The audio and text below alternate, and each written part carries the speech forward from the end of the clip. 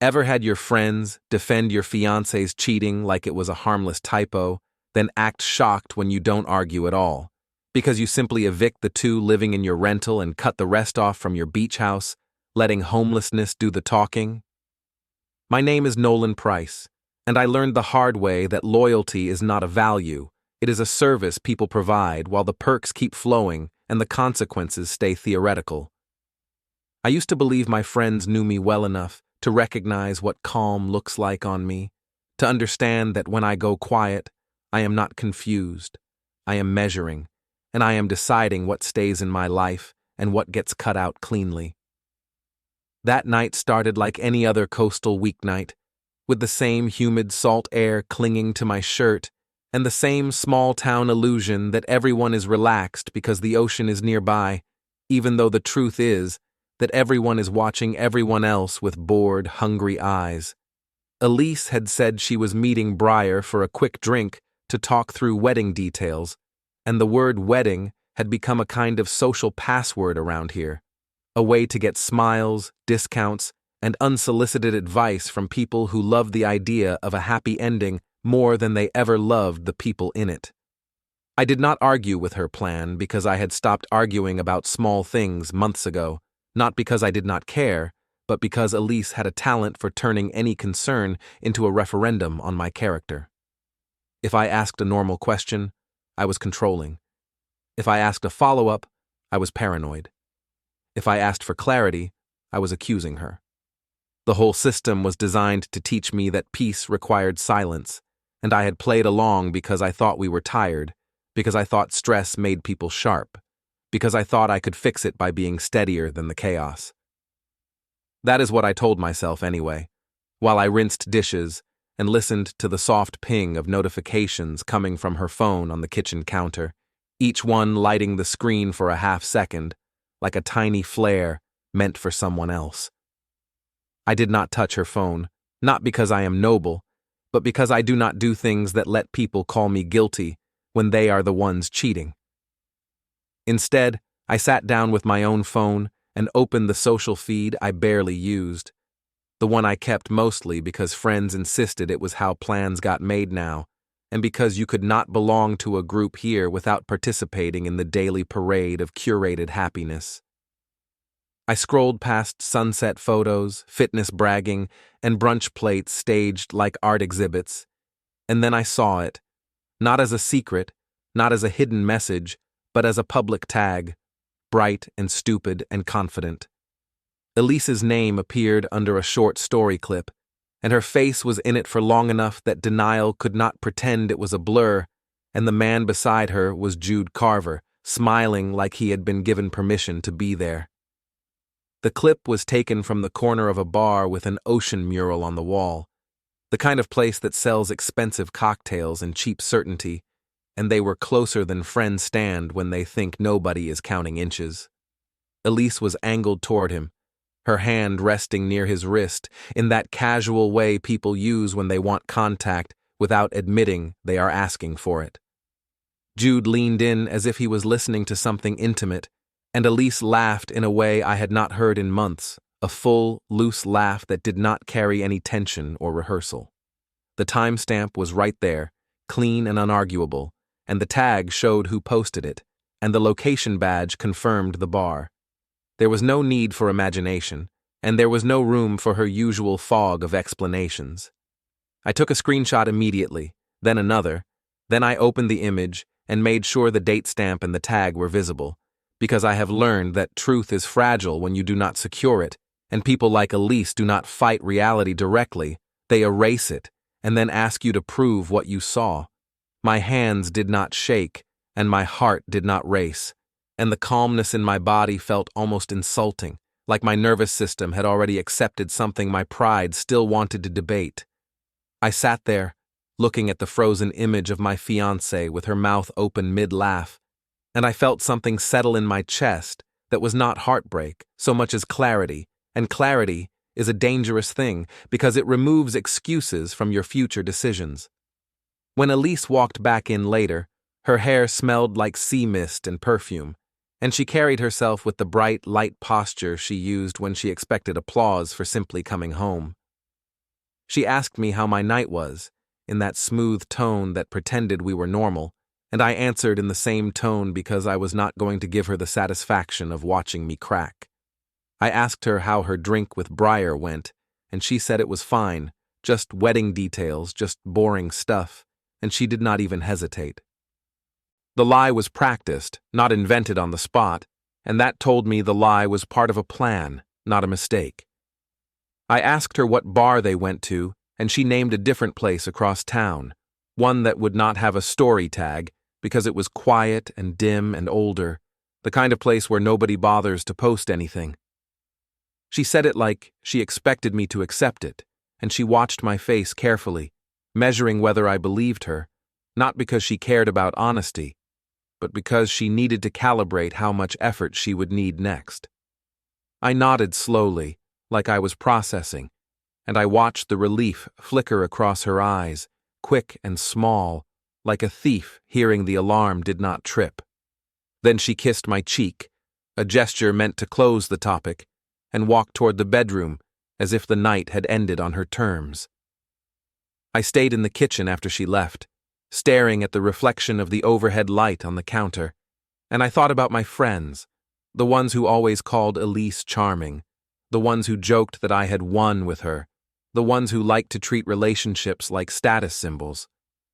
I thought about Briar, who loved being the center of any social orbit and who treated other people's lives like content for her little court. I thought about the two friends living in my rental duplex, Grant and Tessa, who were always loud about loyalty, always broke in ways that required other people's generosity, always certain that the world owed them comfort without conditions. By the next morning, the story was gone, which was predictable, and the screenshot in my camera roll became the only version of reality that mattered. Elise moved around the house with her usual efficiency, making coffee, checking her phone, asking me what I wanted for dinner later, sprinkling normalcy over the air like it could suffocate suspicion. I watched her thumbs move quickly, and I could almost see her sending messages, not to confess, not to explain, but to control, to pre-frame, to get ahead of me before I said a word. That is how people like her operate, not by telling the truth first, but by planting a version of you in the minds of others. So when the truth arrives, it looks like your distortion, not theirs. I waited until midday to mention anything to anyone, not because I needed time to build a case like a detective, but because I needed to know which part of my world would collapse first when I stopped pretending. I called Briar, and she answered with too much cheer, as if she had been expecting me. I told her I had seen something last night that did not sit right with me, and I asked her directly if Elise had been with her. Briar laughed, soft and mocking, and said Elise had been out, sure, but it was nothing, just a harmless night, and I should not be dramatic. She used that word, dramatic, like a switch she could flip, and it landed with the casual cruelty of someone who thinks your pain is an inconvenience. I told her I had a screenshot, and her voice tightened for half a second before she recovered. She said people tag things wrong all the time, that Jude was part of a broader friend circle, that Elise was allowed to have fun, and that I was overreacting to a one-time mistake, if it was even a mistake at all. She said it the way people say, calm down, to someone who is calm, not to soothe them, but to position themselves above them. When I did not argue, when I did not raise my voice, when I simply said I understood and ended the call, I could feel her confusion through the silence. Because Briar was used to resistance she could perform against, and I had given her nothing to play with. Within hours, my phone started lighting up with messages that carried the same scent, the same words, the same structure, like they had all been written from one script. Friends told me Elise loved me, told me I was being harsh, told me not to ruin a good thing over something small, told me relationships were messy, told me forgiveness was mature, told me jealousy was ugly. Nobody asked what I had seen, and nobody asked how I felt, because that would require them to face the possibility that Elise had done something unforgivable, and they had supported it. Instead, they focused on managing my reaction, because my reaction threatened their comfort more than her betrayal threatened my life. I did not respond to any of them. I opened a blank notebook, wrote today's date at the top, and started a simple list with calm handwriting, because when you are going to end relationships, you need facts, not feelings. I wrote down the time I saw the story, the bar location tag, the name of the account that posted it, and the exact words that several friends had already used, because repetition is evidence of coordination. I did not need to hack anything or sneak into anything, because people who feel protected do not hide well, and the first proof of that protection is how quickly others defend them without being asked. That evening, Elise came home later than usual, and when I asked her how her day went, she gave me an answer that sounded rehearsed and slightly too detailed, like someone trying to make their story feel real by adding texture. I nodded again, and I watched her relax again, and I realized something simple and brutal. Elise was not afraid of losing me, not really, because she believed she had already won the crowd, and in her mind, the crowd was the court that mattered. I cleaned the kitchen again, slowly, methodically, like a man preparing for a storm by sealing windows, and I looked at the calendar on the wall, the one we barely used because everything lived in phones now. I thought about my beach house, the one everyone loved, the one that hosted birthdays and weekends and warm nights on the deck, the one that made me useful to people who otherwise treated me like background noise. I thought about my rental duplex, the one Grant and Tessa lived in, the one I had offered them as a favor when they said they were between places, as if adulthood was a temporary condition for them. I had spent years earning stability, and I had spent years sharing it, and now stability was the lever in my hand, the only language some people respected. I did not tell Elise what I was going to do, and I did not threaten anyone, and I did not make a scene. I simply opened my laptop, pulled up my lease documents, and began reading them with the same calm attention I used to apply to every serious decision in my life. By the end of that week, the friend group had already chosen its story, and the story was that Elise made a tiny mistake, and I was reacting like a man desperate for control. They repeated it so often that it started to sound like truth to them, because repetition is how people build reality when they do not want to face facts. I watched the messages roll in like waves, each one trying to erode my boundary with soft words and performative concern, and I kept doing the same thing, which was nothing. I did not defend myself, because defending yourself in a rigged court only convinces the crowd you belong on trial, and I did not ask for understanding, because understanding from opportunists is always rented, never given. The real shift came on a Tuesday morning when my phone buzzed with a merchant alert from my bank, the kind I set up years ago because I hate surprises on shared spending. The alert showed a coastal hotel charge, not a huge amount, but big enough to be more than a coffee, and specific enough to carry a signature. Elise had told me that night with Briar was at a quiet bar across town, and she had told me she came straight home, and she had told me her phone battery died, which was a classic excuse because it sounds accidental. The hotel charge did not prove everything, but it proved the one thing that matters in these situations, which is that her timeline could not survive daylight.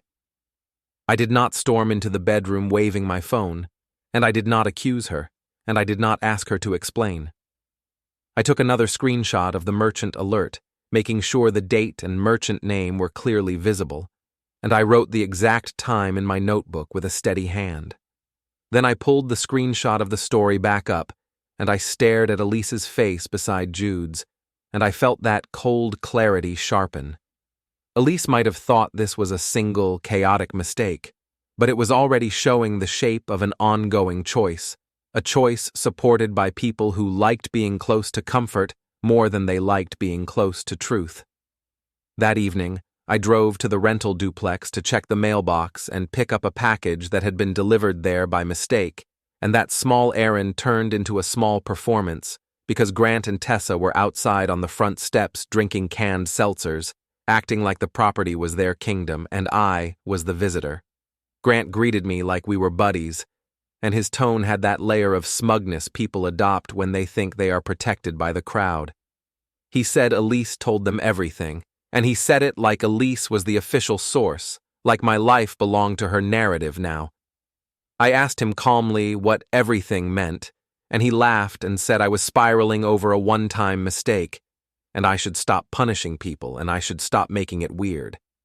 He kept using the same words as the messages, and that was the second proof of coordination, because his vocabulary was usually simpler and louder.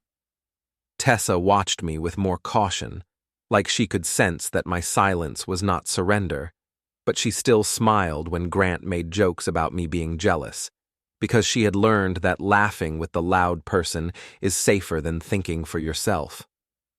I told them I was not punishing anyone, and I asked them one simple question, which was whether they were planning to pay their rent on time this month. Grant rolled his eyes and said I was changing the subject, and Tessa said they were doing their best, which was what people say when they want empathy without accountability. I nodded again, and I told them I would be in touch about the lease, and I walked back to my car without saying anything else. Grant called after me that I should not be petty, and he sounded confident, because he still believed friendship was a shield against consequences. Back at home, Elise was in the kitchen chopping vegetables like a woman filming a cooking video in her mind, all calm motions and clean surfaces. She asked me how my day was, and I told her it was productive, and she smiled like that meant I was returning to normal. Then she mentioned, casually, that Grant and Tessa were stressed and needed reassurance, and she said it like she was offering a helpful suggestion, when in reality she was testing whether she could control my property decisions through social pressure. I asked her why she was discussing my tenants with them at all, and she shrugged and said they were our friends, and friends help each other, and I should not take things personally. That was the moment I understood that Elise did not see my assets as mine, and she did not see my kindness as a choice I could revoke.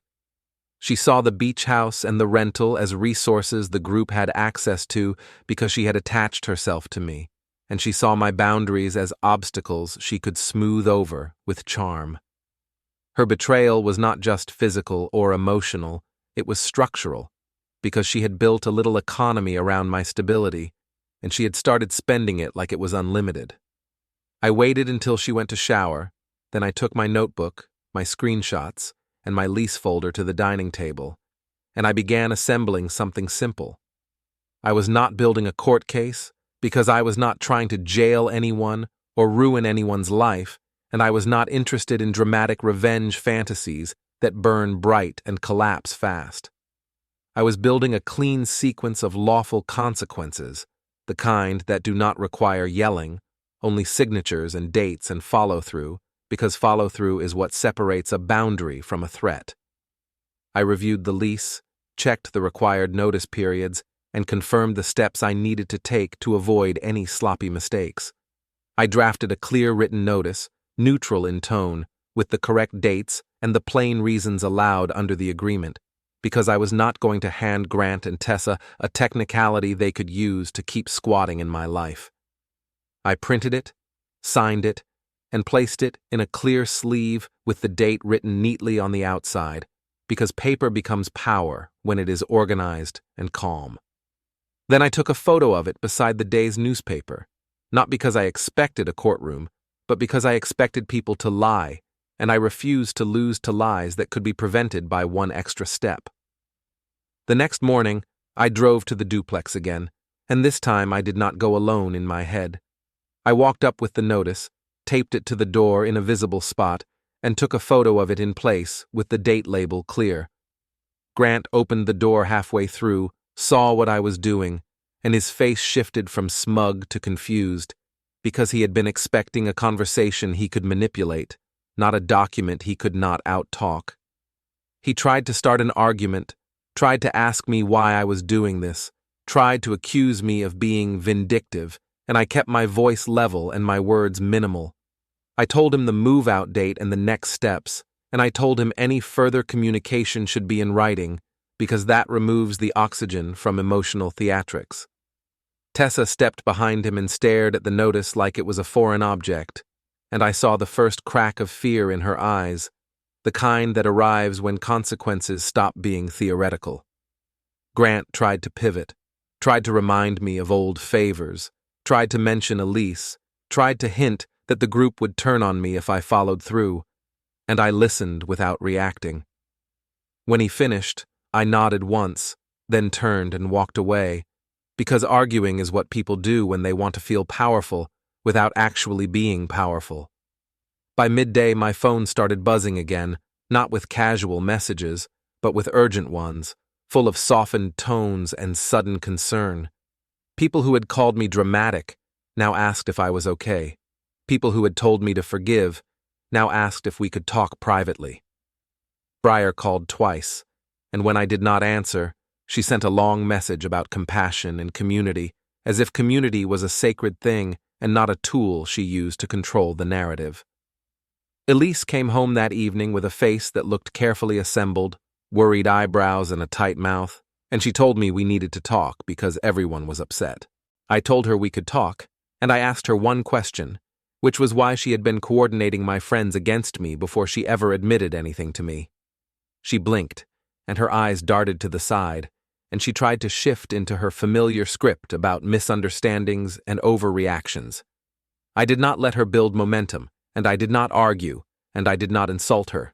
I simply placed my phone on the table, showed her the screenshot of the story with the date stamp, then showed her the merchant alert screenshot, then closed the screen and watched her face drain of confidence.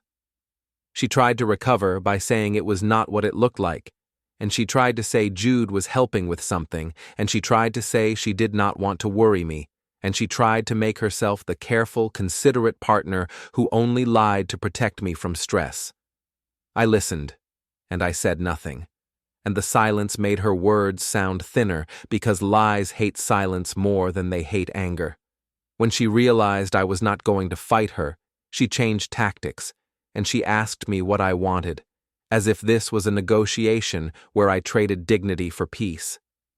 I told her I wanted the truth to stop being treated like a debate. I told her I was not going to beg my own friends to respect me.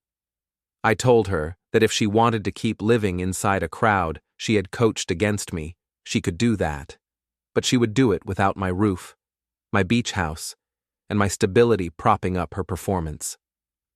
Elise stared at me as if she had never seen me before, because she had not like this, not calm and unmovable, and that was the first moment she seemed truly afraid. Then her phone buzzed on the counter, and she snatched it up too quickly, and the movement was small but loud, like a door slamming in a quiet hallway. She looked at the screen, and I watched her expression tighten again, and I knew without seeing it that the outside world was changing. Grant and Tessa had finally understood the deadline was real, and the group that had laughed at me was about to learn what happens when the beach house goes dark and the rental locks stop being theirs. I stayed seated, hands flat on the table, and I waited, because the next call would tell me exactly how desperate they were, and desperation always makes people confess what they really value. The first call came from Grant, and he tried to sound casual the way a man does when he is standing on a trapdoor and pretending he is still on solid ground. He asked if I had a minute, like we were discussing a fantasy football trade, and he said the notice on the door had to be some kind of misunderstanding because friends do not do that to friends. I listened long enough to hear the strategy forming, because Grant always believed he could talk his way out of anything if he kept his voice friendly and his words vague. I told him it was not a misunderstanding, that the dates were correct, that the process was clean, and that his next step was to plan his move. He laughed once, a dry sound meant to shame me back into being pliable, and then he shifted to anger so fast it was almost impressive.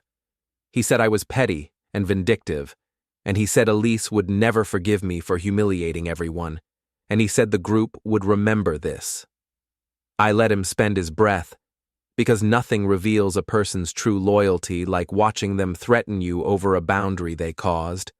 And when he finished, I reminded him that I had not humiliated anyone. I had simply stopped subsidizing people who enjoyed hurting me.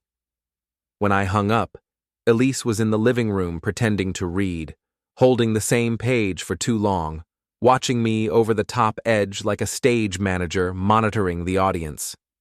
She asked what Grant wanted, and I told her he wanted to stay in a property he did not own, using friendship as a lease clause, and she flinched like I had insulted her religion. She said I was making things worse, and she said everyone was stressed, and she said I was punishing people who had done nothing wrong. I looked at her carefully and realized she truly believed that siding with her against me counted as neutral, because people like Elise do not see betrayal as an action. They see it as a preference, like choosing a restaurant, and they assume you will swallow it because conflict makes you look bad. I asked her, slowly, why she thought my silence meant consent, and she tried to answer but got stuck in the middle because the honest answer would have made her look exactly like what she was. That night, she left the room 3 times to take calls she insisted were private, which was a funny choice for someone who insisted she had nothing to hide. She came back with her eyes slightly red, not from crying, but from holding her face in a strained expression too long. She said the group wanted to meet, and she said they were worried about my mental state, and she said it might help if I explained myself so everyone could move forward. I almost laughed at the phrasing because move forward is what people say when they want you to accept the version of events that protects them, and Elise was still trying to treat this as a public relations problem instead of a moral failure. I told her I would not attend any group meeting arranged to judge me, and I told her I would speak to individuals if they were willing to speak like adults, not jurors. She stared at me with a quiet fury, because denying her a stage was the one thing she could not tolerate. The next morning, I drove to the beach house, not for comfort, but for control.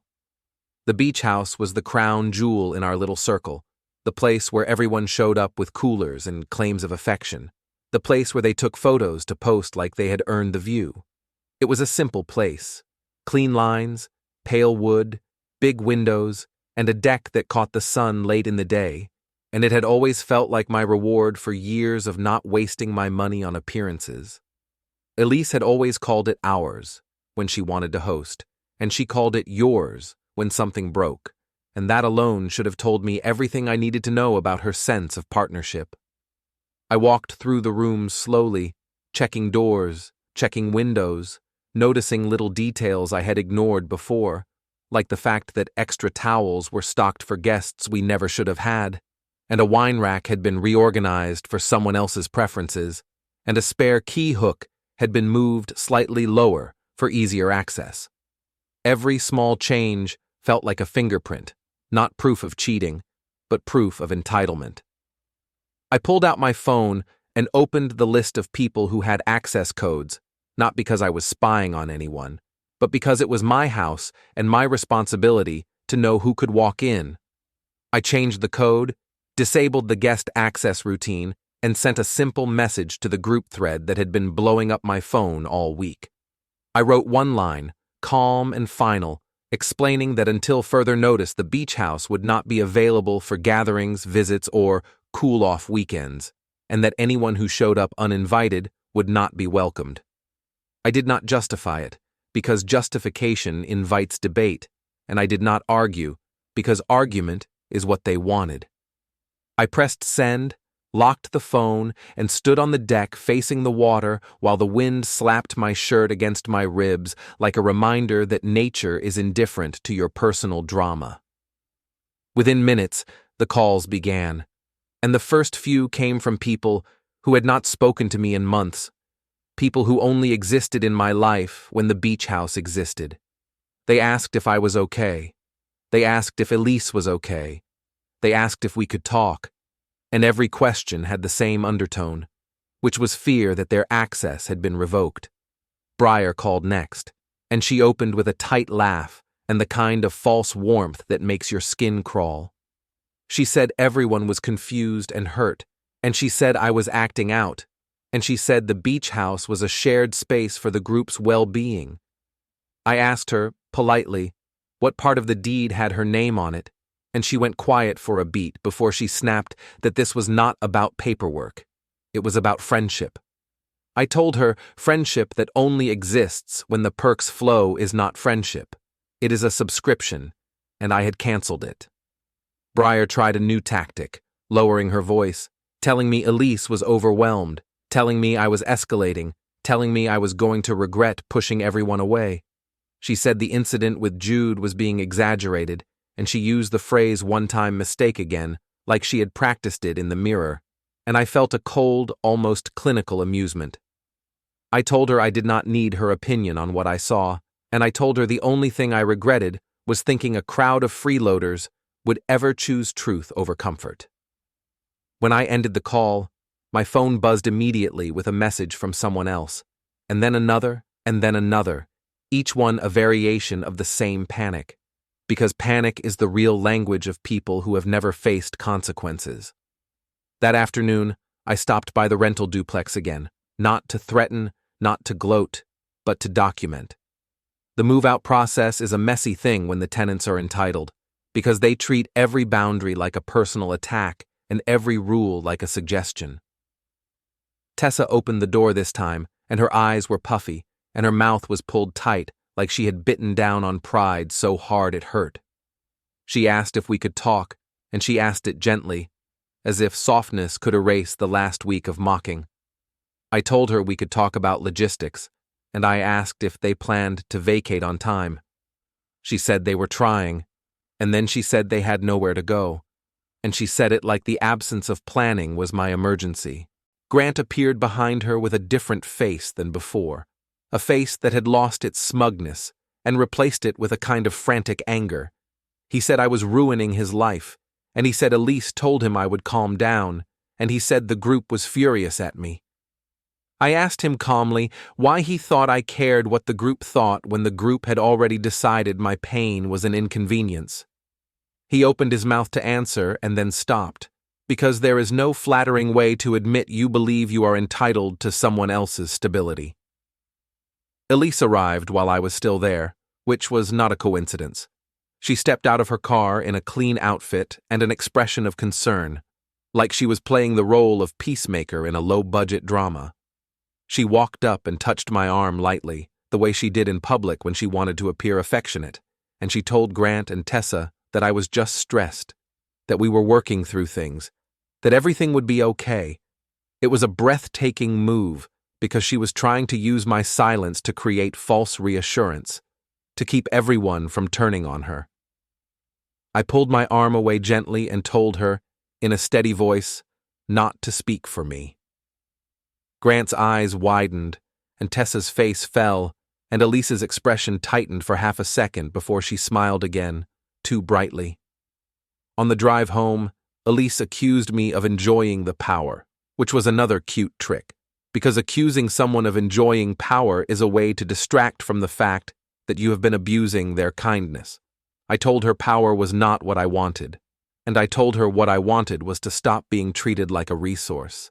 She said I was being cruel, and she said I was throwing away relationships over something small, and she said I should think about how this would look. The word look landed like a stone, because it revealed the shape of her entire morality.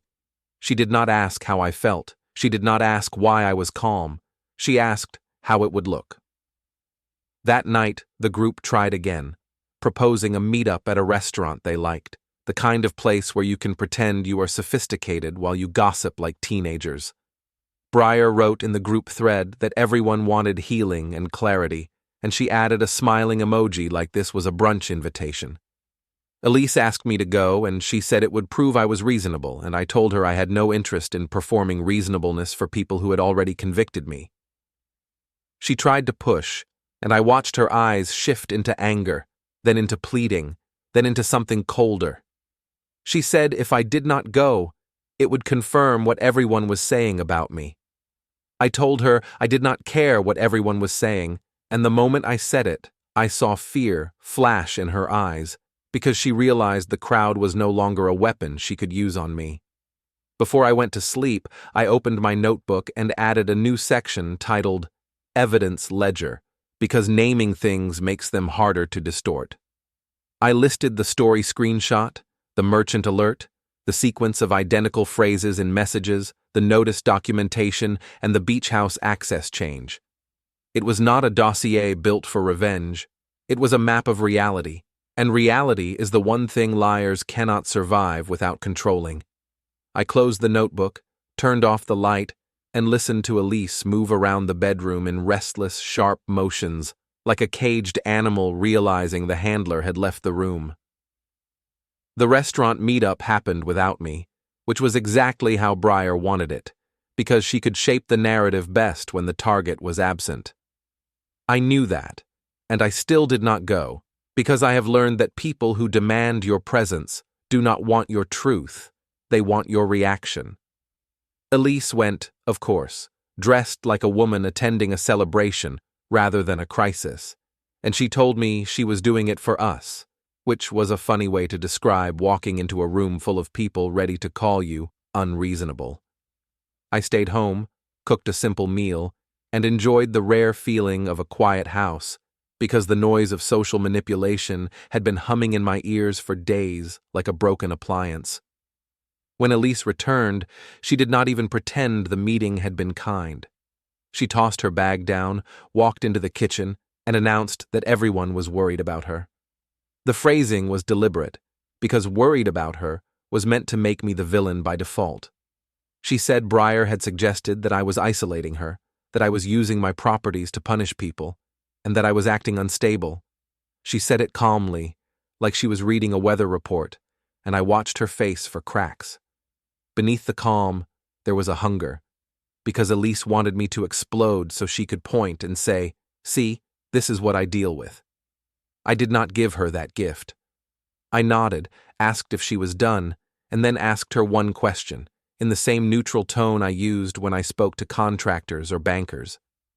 I asked her when, exactly, she thought it became acceptable to recruit my friends to manage me instead of speaking to me honestly.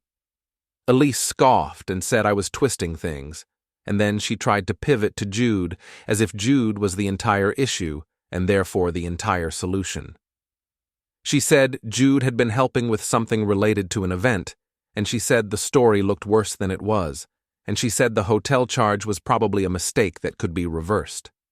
She said probably, which is a word that exists to buy time.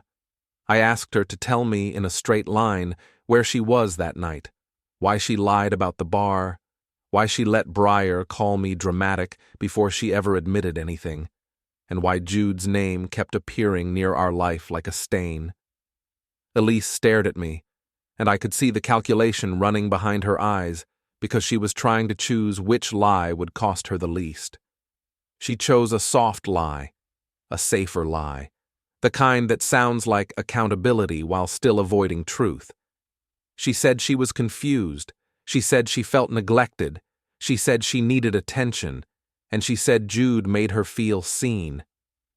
I almost laughed, not because the concept was funny, but because it was so predictable it bordered on parody. Elise did not feel unseen in life. Elise felt unseen at the exact moments she was not being centered. She did not feel neglected. She felt annoyed that my work and responsibilities did not orbit her feelings. She did not need attention. She needed worship, and she needed it on demand. I told her calmly that her feelings did not rewrite facts, and that the facts were that she lied. She recruited the group, and she expected me to swallow it. Elise's face hardened, and she accused me of punishing her for having a moment of weakness, and she repeated the phrase "one-time mistake" as if it was a spell. I asked her why a one-time mistake needed a coordinated defense team. That question landed harder than any insult, because it did not attack her, it exposed the structure around her. Elise went quiet for a second.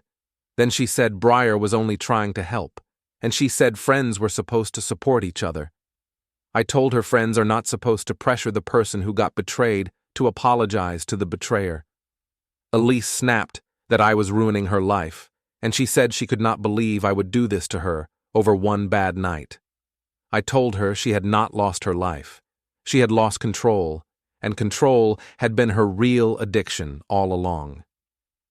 The next morning, the rental situation escalated, because consequences bring out creativity in people who have never had to face them.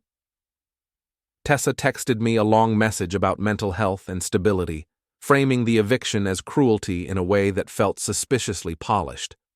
Grant sent a shorter message, full of accusations and threats about telling everyone I was abusive.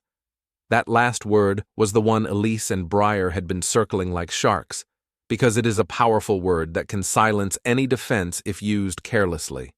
I did not respond with anger, and I did not respond with long explanations.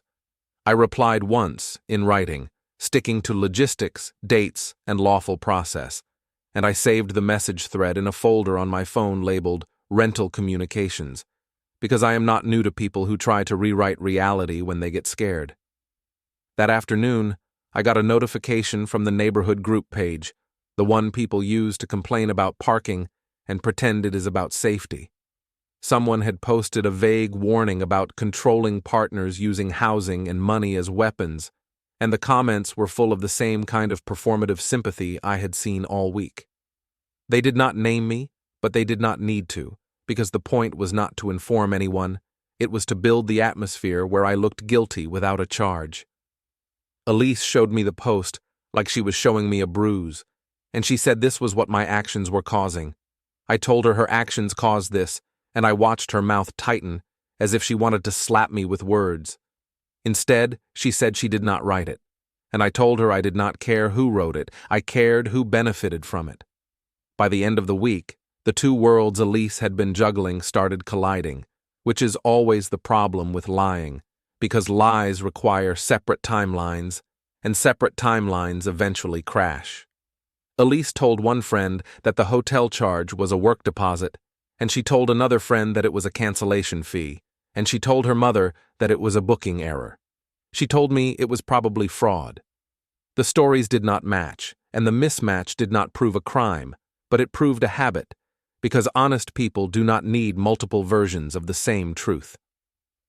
I wrote the contradictions down, and I kept my voice steady, because steadiness is what denies liars their favorite excuse, which is claiming you are too emotional to be credible. Then I learned the first twist, and it did not come from Elise, because Elise would rather drown than confess. It came from a friend I barely trusted anymore, a quiet guy named Owen, who had always been more observant than involved. He called me late one night and asked if I had a minute, and his voice carried the uneasy tone of someone stepping out of a crowd. He said he was not trying to take sides, which is what people say when they want to take the least risky side. Then he admitted something that made my stomach go cold in a clean, precise way. He said Elise had been talking about me for weeks, painting me as unpredictable, and asking people what they would do if a partner reacted badly to a breakup. She had been laying the ground long before the story ever appeared, planting the idea that my response would be the problem, so that her betrayal would look like self-defense instead of selfishness. I thanked him, asked him to repeat the timeline slowly, and I wrote it down. I did not ask him to send messages or screenshots, because I do not force people into positions that could explode in their face, and I do not need perfect proof of every detail to understand the pattern. Elise had been pre-framing me, and Briar had been amplifying it, and the group had been repeating it because it let them feel righteous while still protecting their access to my life. The only problem for them was that I was not reacting the way they had planned. The next day, I made one more cut, the cleanest one yet. I blocked the group thread, blocked Briar, blocked Grant and Tessa on social media, and sent Elise a single message while she was out, telling her that until we had a private, honest conversation without her audience, she could not use my beach house, not for comfort, not for staging, not for hiding. I did not threaten her, I did not insult her, and I did not call her names. I simply removed the platform she was using to keep her allies close. Elise came home furious, not sad, not guilty, not ashamed, but furious, because people like her do not fear losing love as much as they fear losing leverage. She accused me of trying to ruin her friendships, and I told her she had already ruined them by turning them into a shield. She said I was humiliating her, and I told her she had humiliated me first, publicly, and then asked the crowd to clap while I swallowed it. She said she did not know who I was anymore, and I told her she finally did. Her face went still, and for a second, the mask slipped, revealing a colder expression underneath, the kind you see when someone realizes charm will not work, and they have to choose a harsher tool. That is when her phone buzzed, and she read the message, and her eyes widened just slightly. She tried to hide it, but I saw it, because I was watching for micro cracks now.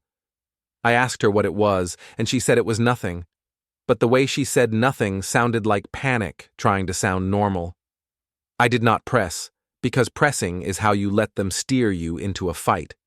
Instead, I waited, and within an hour, the real problem announced itself in the form of a letter slid under our door. It was an HOA notice, requesting my presence at a hearing in the clubhouse regarding a complaint about disturbances and unsafe behavior on my property. The language was clean and official, but the accusation was absurd because I had not raised my voice, had not threatened anyone, and had not done anything that could reasonably be labeled unsafe. Elise read it and then looked at me with a carefully arranged expression, as if she too was shocked. But the shock did not reach her eyes, because her eyes carried something else, something like anticipation. That was when I understood the late-game move taking shape.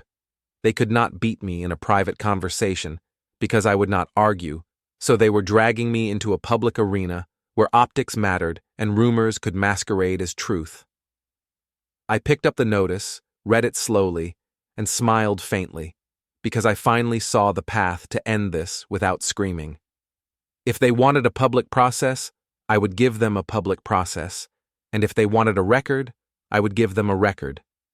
Elise thought the hearing would put me on trial. Breyer thought the hearing would force me to react. Grant and Tessa thought the hearing might scare me into dropping the eviction. They did not understand the simplest thing about me, which is that I love paperwork the way some men love revenge fantasies, because paperwork does not flinch and paperwork does not forget. I walked to the dining table, opened my notebook, and started building a packet, not to destroy anyone's life, but to make sure the truth had a chair in that room, even if I did not raise my voice once. The HOA notice sat on my table like an accusation printed in polite font, and Elise kept glancing at it as if the paper might grow teeth and bite her if she stared too long. She tried to act offended on my behalf, which would have been touching if I had not watched her spend the last week recruiting an audience to judge me. She said the whole thing was ridiculous, and she said she could not believe people would do this to us, and she said we should ignore it because the HOA was always dramatic.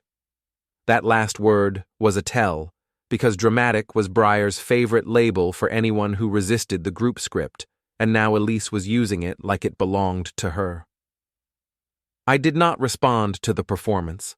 I reread the notice, wrote the date and time of the hearing in my notebook, and started a list of what I could bring that did not require a speech. The trick with public processes is that people expect you to defend yourself with emotion, which gives them something to clip, mock, and twist. I planned to defend myself with paper. That afternoon, my phone buzzed with another wave of messages from people who had suddenly rediscovered my existence now that the beach house was locked. The tones had changed in a way that almost made me admire their flexibility. Last week I was overreacting, and this week I was misunderstood. Last week I was petty, and this week I was hurt and needed support. The same people who told me to forgive Elise now asked what they could do to help, which really meant they wanted me to restore access to the parts of my life they enjoyed. I did not answer. I blocked a few more numbers when they pushed past the line into entitlement, and I saved the rest as evidence of coordinated language. When people are coached, their words come in matching shapes, and you can practically see the outline of the coach behind every sentence. Breyer sent a long message to Elise, not to me, because she knew I would not play. Elise left her phone face up on the counter while she pretended to tidy, and the lock screen preview lit up with Breyer's name and a few words that made my jaw tighten. It was not a confession or an apology, but a tactical note, the kind of message that assumes the receiver is still on the same team. It mentioned the restaurant opening night, the one Breyer had been hyping for weeks, and it mentioned that everyone would be there, and it mentioned optics, as if my life was a photo shoot. I did not touch Elise's phone, and I did not need to. The preview was enough to confirm what I already suspected, which was that Briar wanted a public scene, and she wanted it in a place where staff and regulars would watch. I took out my own phone, photographed the lock screen preview from an angle that showed Briar's name and the date on my screen, and I wrote down the time in my notebook. It was a small thing, but small things are the bricks that build a wall liars cannot climb. Elise noticed me writing, and she asked what I was doing in that careful tone she used when she wanted to sound calm, but also wanted control. I told her I was keeping track, and I said it as if I was tracking a home repair project, not a betrayal. Her eyes narrowed, because tracking is what breaks the spell of charm. She tried to make me feel guilty by saying I was turning our relationship into a case file, and I reminded her that she turned it into a public vote first. She walked away, and I heard her make a quick call in the hallway, speaking in low bursts, which told me she was updating her team. The restaurant opening night arrived like a staged event, because in this town anything new becomes a social checkpoint where people decide who matters. The place was a glossy coastal bistro with a bright sign and a staff trained to smile like they were paid per tooth. Briar loved it because it gave her a backdrop for photographs and a reason to gather everyone under the label of celebration instead of confrontation. Elise told me she was going, and she said I should come because it would show I was reasonable, which is another way of saying it would show I could be managed in public. I told her I would arrive on my own time, which was the only promise I made. I showed up later, not sneaking, not hiding, just arriving like a man who pays his own bills and does not need permission to enter a room. The entry smelled like citrus cleaner and expensive perfume, and the host stand was crowded with people from our circle, all dressed like they wanted to look successful in case someone important walked past. I saw Grant and Tessa in the corner, close together, their faces tight, because the eviction clock had turned their confidence into panic. I saw Briar near the center, laughing loudly, controlling the space with gestures and attention, as if the room belonged to her. And I saw Elise near Jude, angled in that familiar way, too close for innocence, close enough that if I had been the emotional type, I could have been baited into a scene. People noticed me immediately. That is what happens when you stop being useful and start being unpredictable. Conversations paused for half a second, then restarted with forced energy, as if the room could pretend I had not walked in. Briar approached with a smile that did not reach her eyes, and she said something about being glad I came, something about everyone wanting peace, something about love and forgiveness. I nodded politely because politeness is a weapon when the other person is hoping you will be rude. I told her I was only here to celebrate the opening, and I kept my tone flat, refusing to accept the role of villain or victim. The table arrangement was a joke because it was designed to place me at the edge like an afterthought. Elise sat near the center with Briar and Jude, and Grant and Tessa were a few seats away, watching everything like they were waiting for a verdict. I sat where there was room, ordered water, and listened. The conversation was full of soft moral speeches disguised as jokes, little comments about how relationships are complicated, little reminders that nobody is perfect, little jabs about men who cannot handle rejection. I let them talk. People always tell you who they are when they think you are too embarrassed to notice. When the food arrived, Jude played the charming guy, talking to staff like they were his audience, leaning back with the confidence of a man who believed he had already won. Elise laughed at his jokes, and every laugh felt like a slap she expected me to accept quietly. I noticed something else, though, something more practical than jealousy. Jude ordered freely, and he kept glancing at Elise as if checking whether she approved, like their dynamic was already practiced. Then he did something careless. He asked the server to add something extra, and he said it would be on his tab. The server nodded, and the words tab hit my brain like a switch. People can lie about feelings all day. Payments are less sentimental. When the check came, there was the usual dance of fake generosity. Briar insisted the group would split, Elise insisted she would cover her portion. Jude insisted he would handle it because he wanted to look like the hero. The server brought the little tray, and Jude placed a card down with a casual flick. I watched the name on the card flash briefly when he pulled it back, and I saw enough to recognize it because I had seen it in a merchant alert earlier in the week when my bank flagged a suspicious pattern on a card linked to my household. Jude's name had popped up in a context that did not make sense, and I had dismissed it as coincidence because I did not want to stretch facts. Now the coincidence was sitting in my face. I did not grab the card. I did not accuse anyone. I simply stood, walked toward the host stand as if I needed the restroom, and paused near the service station where receipts were being printed. The cashier was separating tabs, and the machine chirped with each confirmation. I waited until the moment was natural. Then I asked in a low voice whether the payment for our table had gone through, and I asked who the payer name showed on the receipt. The cashier glanced at the slip and answered without drama, because to him it was just a transaction. He confirmed Jude's name as the payer, with the printed time and the restaurant name clear on the receipt copy. I thanked him, asked if I could photograph the receipt for my own records since it involved our group tab, and he shrugged like he had no reason to care. I took a clean photo of the receipt copy with the time printed, making sure the restaurant header was visible, and then I walked back to the table with my face calm. That one receipt did not prove an affair on its own, and I did not need it to. It proved proximity and pattern because Elise's one-time mistake was now attached to repeated public choices and repeated shared spending. It also gave me something better than an accusation. It gave me a timestamp in a room full of witnesses, and witnesses are what break the social spell. If Elise later claimed she barely knew Jude, I could point to the receipt and the way she sat beside him like it was normal. If Breyer later claimed Jude was just part of the group, I could point to the way she helped arrange their closeness. If the HOA later implied I was unstable, I could show how calmly I gathered lawful documentation without raising my voice.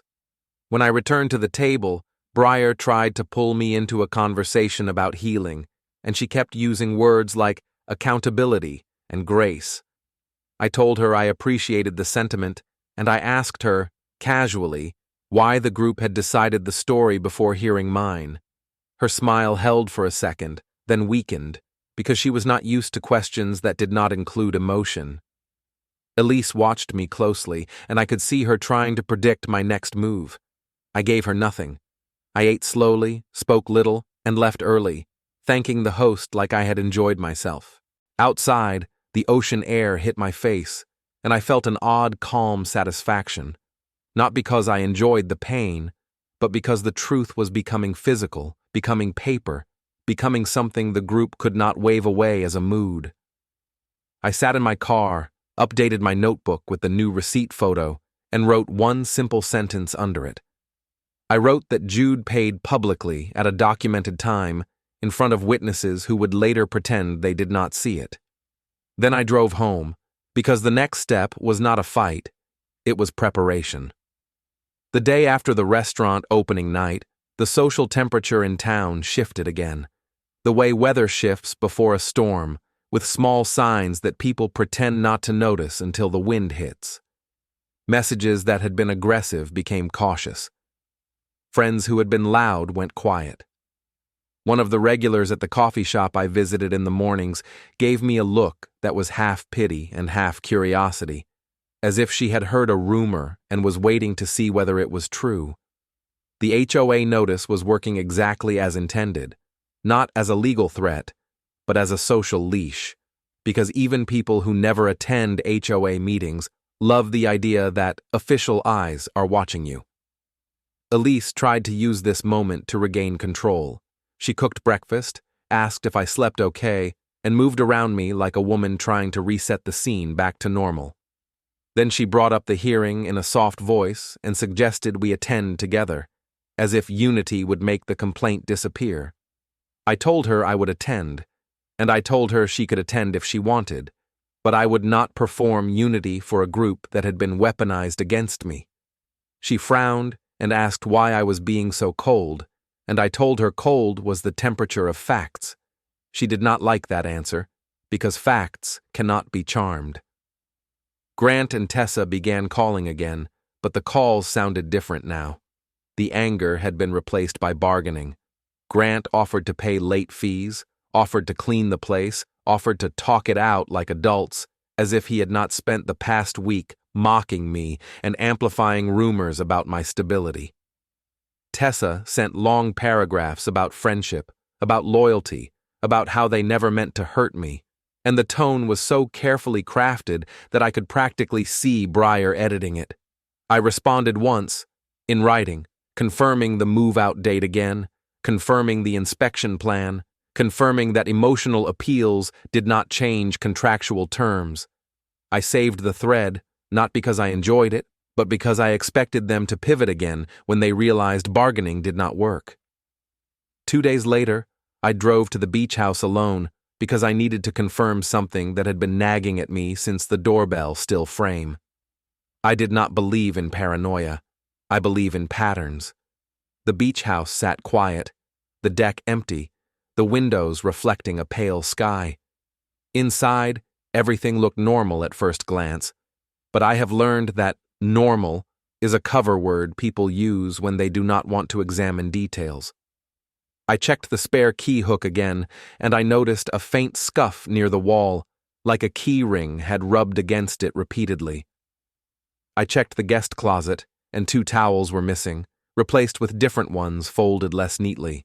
The changes were minor, the kind that could be explained, but together they made a shape. I pulled up the doorbell app on my own phone, scrolled to the late-night timestamp, and saved a still frame that clearly showed 2 silhouettes at my own doorway with the time visible. I did not need faces. Faces create arguments. Timestamps create problems. I saved the frame, labeled it in my folder, and wrote the date and time into my notebook.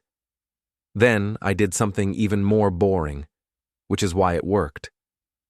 I walked into the small entryway, took a photo of the keypad and the new code screen, showing that the access rules had been changed before the late-night entry. It established that any attempt to enter after the change was not casual guest behavior. It was someone using old habits and expecting my property to remain theirs by default. On the drive back, my phone buzzed with a notification from the neighborhood group page again. Another vague post had appeared, this one about safety and disturbances, and the comments were full of concerned neighbors who suddenly cared about vague incidents. The language was cleaner than normal gossip, almost formal. That was the first hint that the HOA complaint did not come from some random neighbor who heard a loud noise. It came from someone who understood how to shape official processes with social language, someone who knew which words made committees nervous. Breyer's fingerprints were all over it, even if her name was not. Elise tried to get ahead of it that evening by acting wounded. She said she could not believe people were talking about us, and she said it was humiliating, and she said I needed to stop escalating because she could not handle the stress.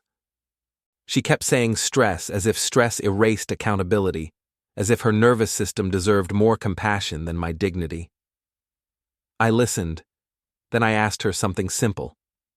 I asked her whether she had told anyone I was unsafe. She hesitated, and her eyes flicked away, and that hesitation was the real answer.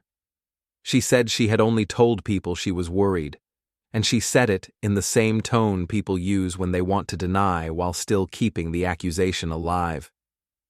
I told her that vague fear is still a weapon when you spread it. She accused me of not caring about her feelings. I told her I cared about my name, because my name was what I built my life on, and she was trying to stain it to protect her own choices. The next day, Owen called again, and his voice sounded lower, like he was standing in a hallway with doors open. He told me Breyer was telling people the eviction was proof I was unstable, and he told me Elise had been saying she did not feel safe, and he told me the HOA complaint was being framed as a protective measure for her. That last detail mattered because it meant the hearing was not about rules, it was about narrative.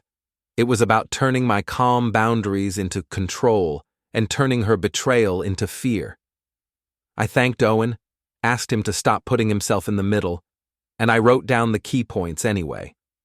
Then I did the only thing that works against narrative attacks. I simplified. I stopped trying to track every rumor. Rumors are endless by design. Instead, I focused on what could be documented cleanly within 30 days. I created a one-page timeline table, date, place, payment style, with 3 attached exhibits. Exhibit 1 was the screenshot of the tagged story with date stamp. Exhibit 2 was the hotel merchant alert line, with the date and amount visible. Exhibit 3 was the restaurant receipt photo showing Jude as payer, with the printed time. I added the doorbell still frame as a separate supporting piece because it connected to property access and therefore to the HOA's supposed concerns. Then I printed everything, placed each page in a clear sleeve, labeled each sleeve with the date, and arranged them in a simple order that told the story without emotion. Grant and Tessa attempted one last maneuver before the eviction deadline, and it was predictable because desperation makes people copy tactics they have seen online. Tessa claimed a key was missing and implied I had taken it. Grant hinted they might contact the HOA about harassment, as if a lawful notice was harassment. I asked them in writing to place all keys on the kitchen counter at move-out, and I asked them to photograph them there with a visible timestamp, because simple protocols remove oxygen from accusations. They did not like that, because they wanted fog, and fog is where liars live. Elise tried to stop me from attending the hearing at all by calling it pointless. She said the HOA would side with whoever complained first, and she said it would be a waste of time, and she said I should just apologize to everyone and make it go away. The word apologize landed like a lit match near gasoline, because she was still trying to force me into a ritual that would validate her narrative. I told her I would not apologize for having boundaries. I told her I would not apologize for responding calmly to betrayal. I told her if she wanted public support, she should have acted like a partner in private first. The morning before the hearing, I woke up early and went for a walk along the beach, not for peace, but for clarity. The sand was cold under my shoes, and the wind cut across my face, and I thought about how strange it is that people will call you cruel for refusing to be exploited. I thought about how quickly my so-called friends had sided with Elise, not because they knew the truth, but because siding with her kept the social machine running. I thought about Grant and Tessa, who had lived in my property and laughed at my pain, and now faced homelessness as if it was a sudden tragedy rather than a predictable result. And I thought about Elise, who still believed the crowd mattered more than the man she had promised to marry. When I got home, I placed my evidence packet in a folder, checked the hearing time again, and set it by the door like a man preparing for a meeting, not a war. Elise watched me from the kitchen, and for the first time she looked less angry and more uncertain, as if she was finally realizing my silence was not a pause before forgiveness. It was a method. I did not tell her what would happen at the clubhouse, because surprises are not cruelty. They are the natural outcome when people refuse to hear you until they are forced to sit down in front of documents. That evening, the move-out deadline for Grant and Tessa was only days away, and their panic leaked into every corner of the friend group. People who had ignored my messages now asked if there was any way to mediate. People who had laughed at me now suggested we all meet after the hearing to clear the air. I did not respond, because the air did not need clearing. The truth needed a record. I went to bed early, not because I was tired, but because I wanted to wake up sharper than everyone else in that room. In the dark, I heard Elise shift under the sheets, restless, and I could feel the distance between us like an extra wall built inside the bedroom. She whispered my name once, testing whether softness could still move me. I did not answer, because I was done being moved by performance. I closed my eyes and pictured the clubhouse chairs, the kind that squeak when people sit, and I pictured the folder in my hand, and I knew the next day would not be about what anyone felt. It would be about what anyone could deny. The eviction deadline did not arrive like a single dramatic moment, because real consequences rarely do, and the people who deserve them usually spend the final hours convincing themselves that the rules will bend out of pity. Grant and Tessa behaved exactly like that, oscillating between bargaining and rage with the unstable energy of people who have never had to plan beyond the next weekend. 2 days before their move-out date, Grant called me 3 times in a row, and when I did not answer, he left a voice message that tried to sound calm while still smuggling in a threat, as if intimidation could be disguised as concern. He said he wanted to avoid conflict. He said we could handle this like adults, and then he said the whole situation was being watched now, which was his clumsy way of saying he had been advised to make me nervous.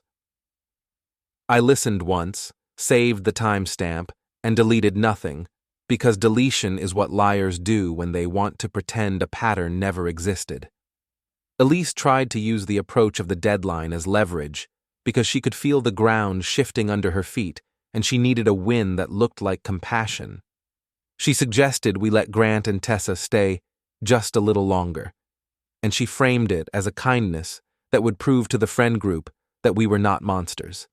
She said it with that rehearsed softness that always arrived when she wanted something, and she watched my face the way gamblers watch cards. I told her the deadline was the deadline, and I told her kindness without limits is just submission with better branding. She accused me of being cold again, and I reminded her she had no issue being cold when she coached people to call me unstable behind my back. The moment I said it, I saw her jaw tighten, because she hated being reminded that her manipulations were documented in my memory, not floating rumors she could edit. The night before move-out, Tessa sent me a long message that read like a confession and a therapy assignment at the same time, and it was so polished I could practically smell Breyer's perfume on the punctuation. She wrote about how she never meant to hurt me, how she believed Elise loved me, how she thought I was just stressed, and how she was scared about being homeless. That last line was the only honest one, because fear has a way of stripping away the moral decorations people use to look good. I replied once, short and clean, confirming the inspection time, confirming the key placement procedure, and confirming that any claims about missing items must be listed in writing with dates and photos. I kept it dull on purpose, because dullness is the enemy of emotional manipulation, and I could tell by the immediate silence afterward that it was working. On move-out morning, I arrived at the duplex with a folder, a pen, and a neutral expression, and I parked in plain view like a man with nothing to hide. The air was colder than usual, and the street looked normal, which made the whole thing feel even more absurd, because from the outside, it was just a landlord checking a property, not a social war disguised as friendship. Grant was already outside, pacing near the front steps with his phone in his hand, and he looked like he had not slept, not because he felt guilt, but because panic had finally moved in. Tessa stood a few feet behind him, arms crossed, eyes darting, watching me the way people watch a debt collector they think they can charm.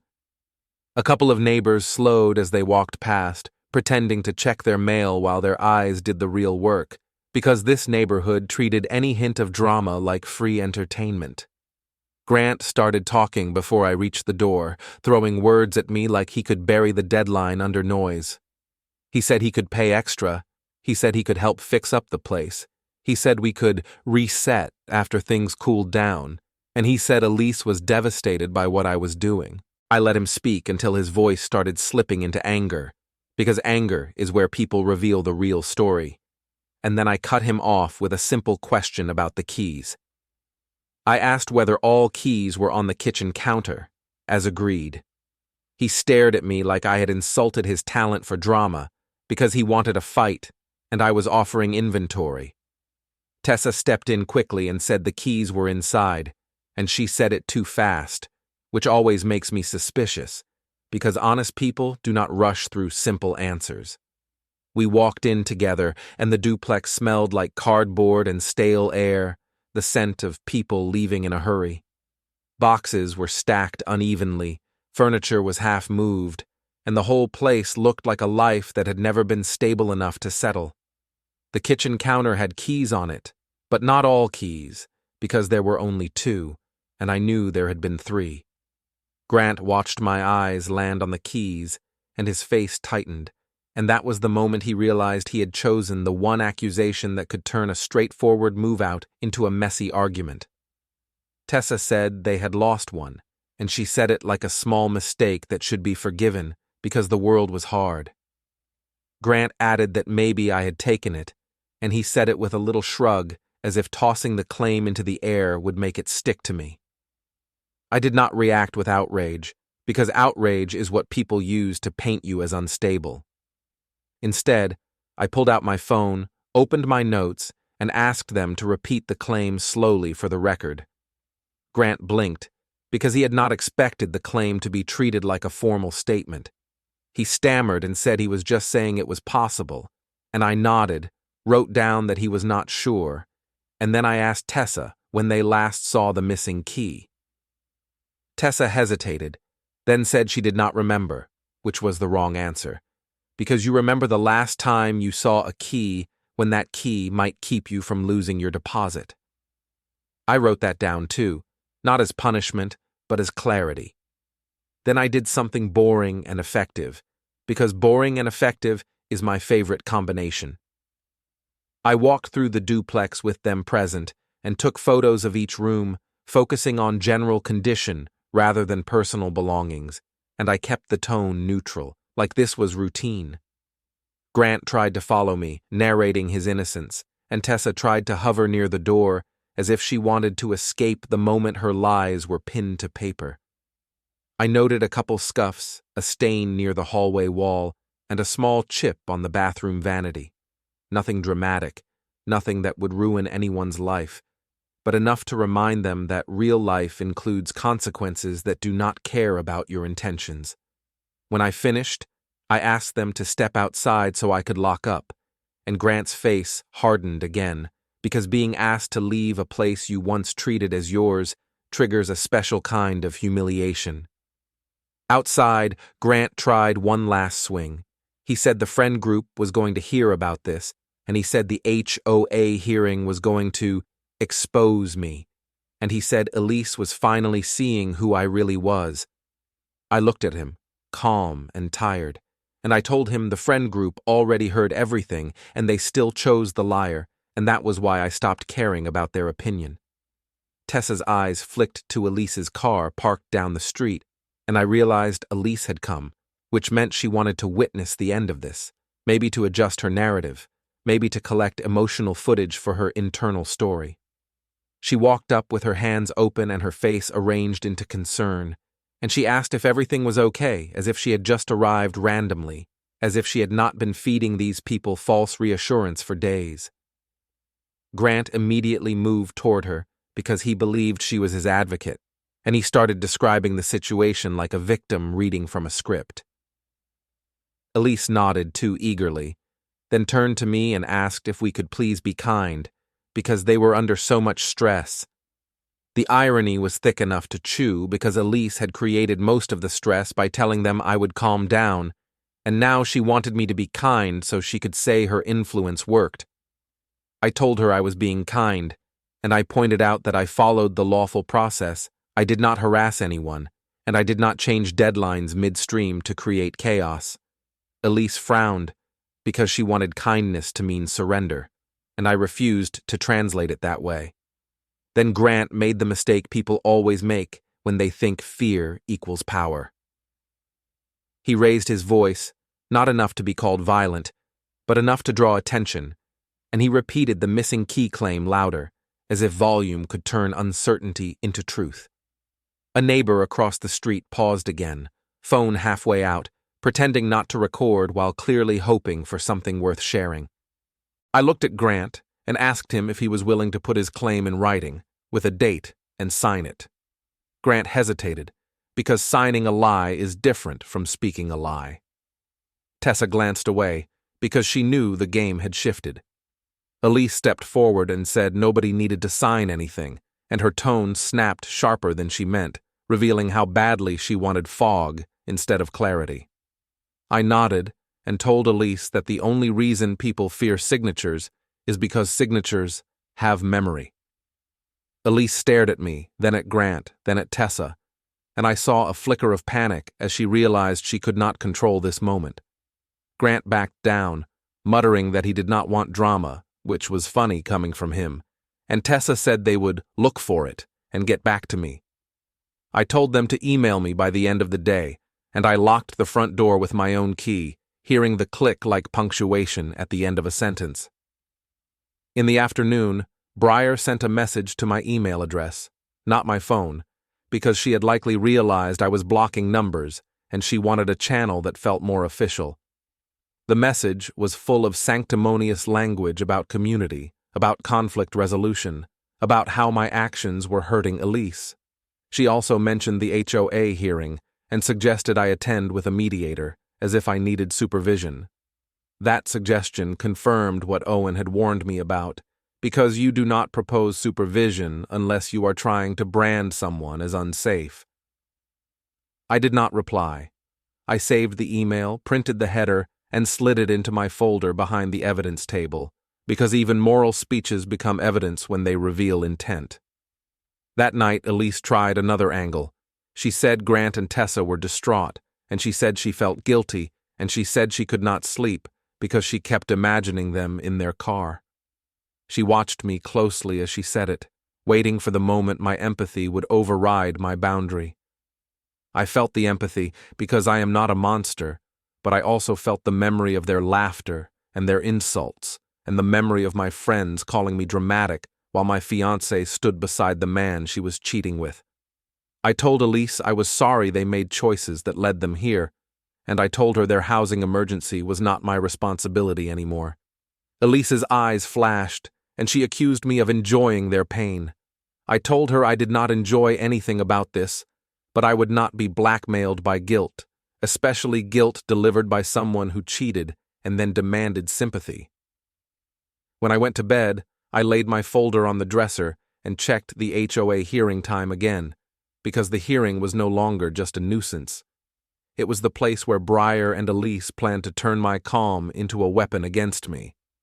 I fell asleep thinking about chairs, minutes, and the kind of public silence that makes liars sweat.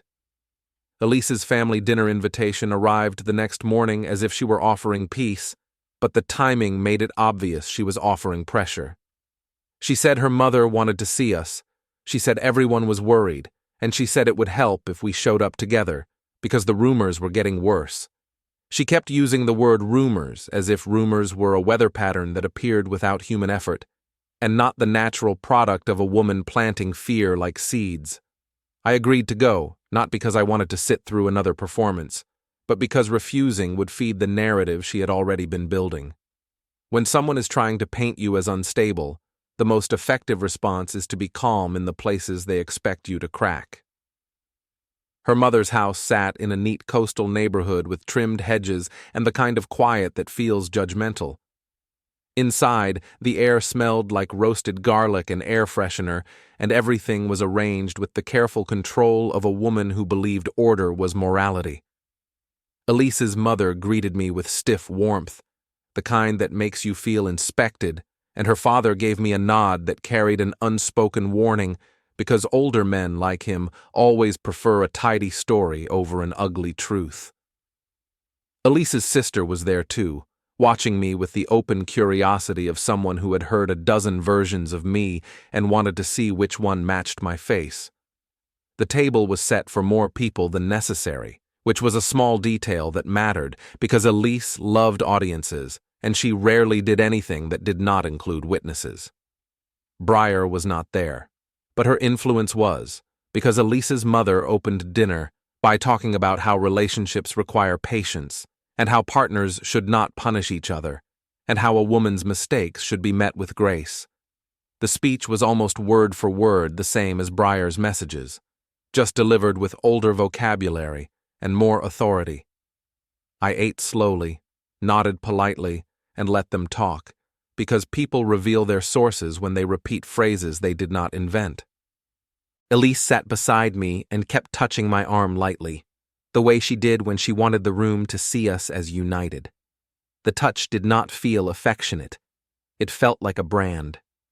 Her mother asked how the wedding planning was going, as if the wedding was still a normal future event, and Elise answered with soft optimism, pretending nothing was broken beyond repair.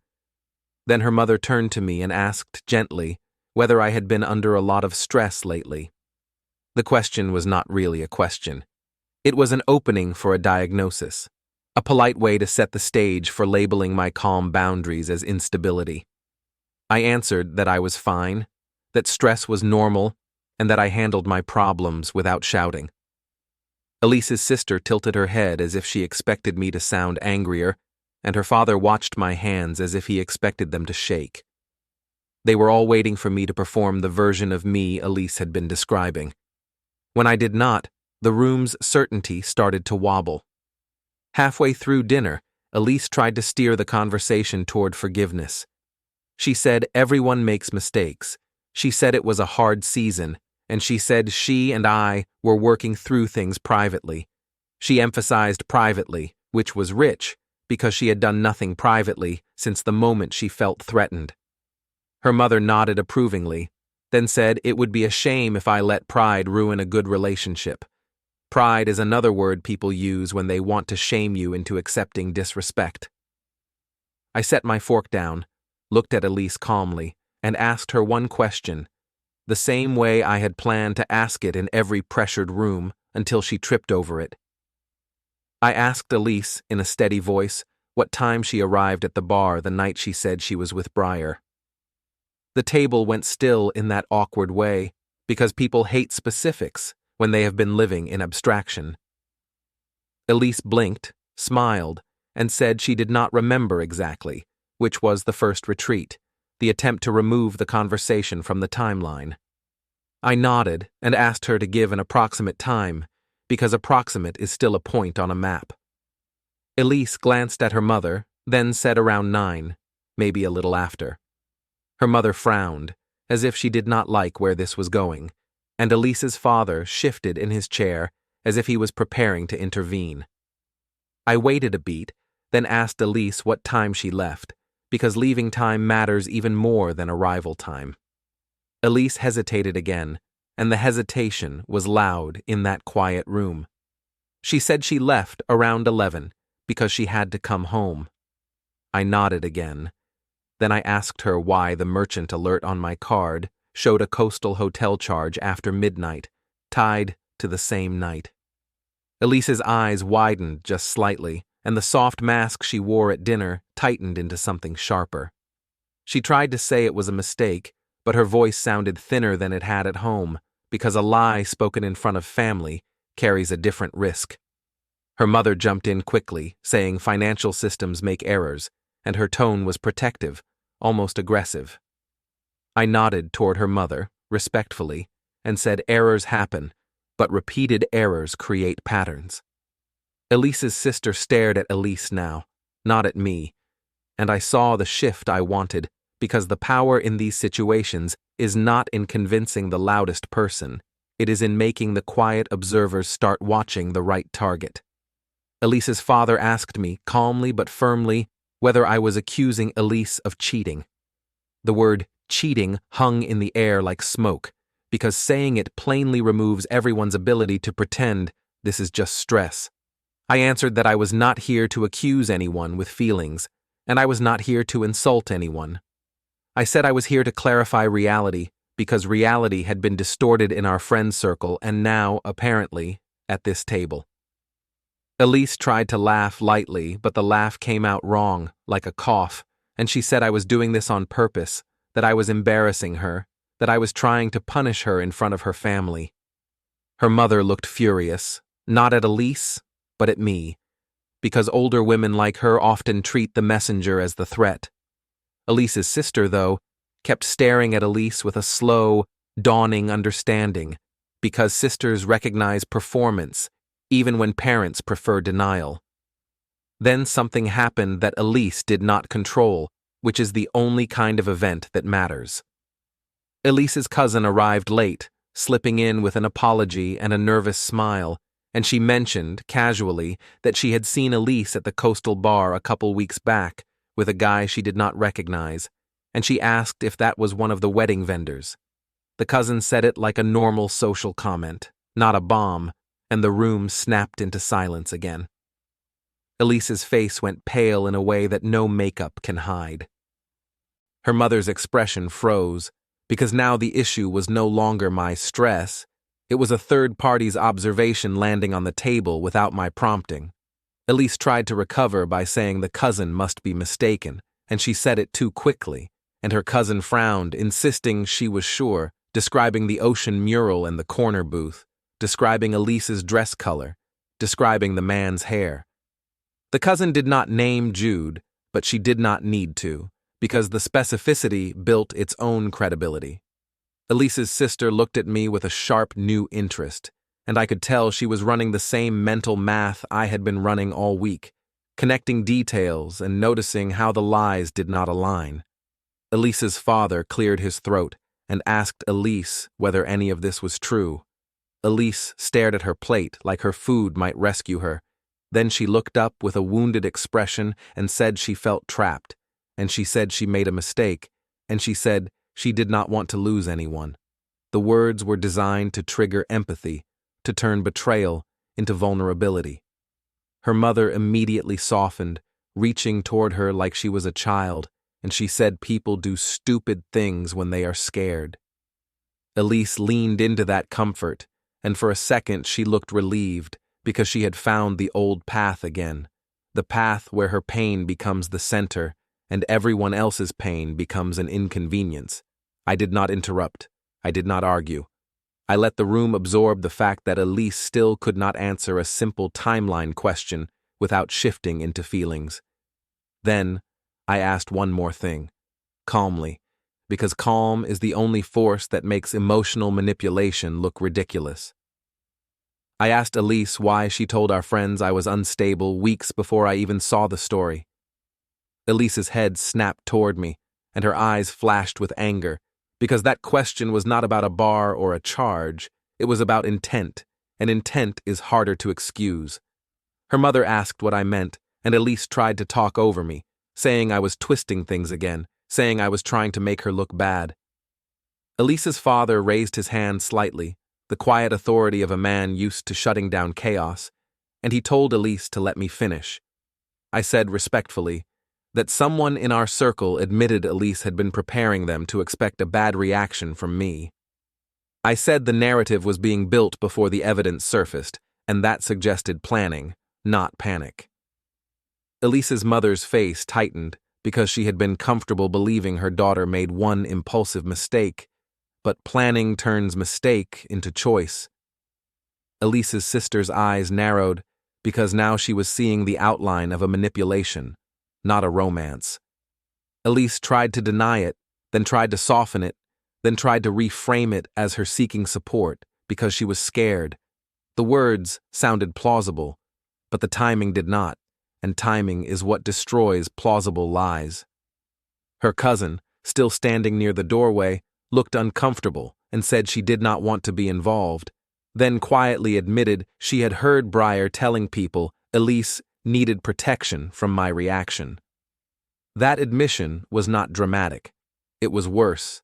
It was casual, like gossip that had been circulating openly, which meant Elise had been feeding it without shame. I ate the last bite of my dinner slowly, set my napkin down, and told Elise's parents I appreciated the meal. I told them I was not here to punish anyone, and I was not here to create chaos.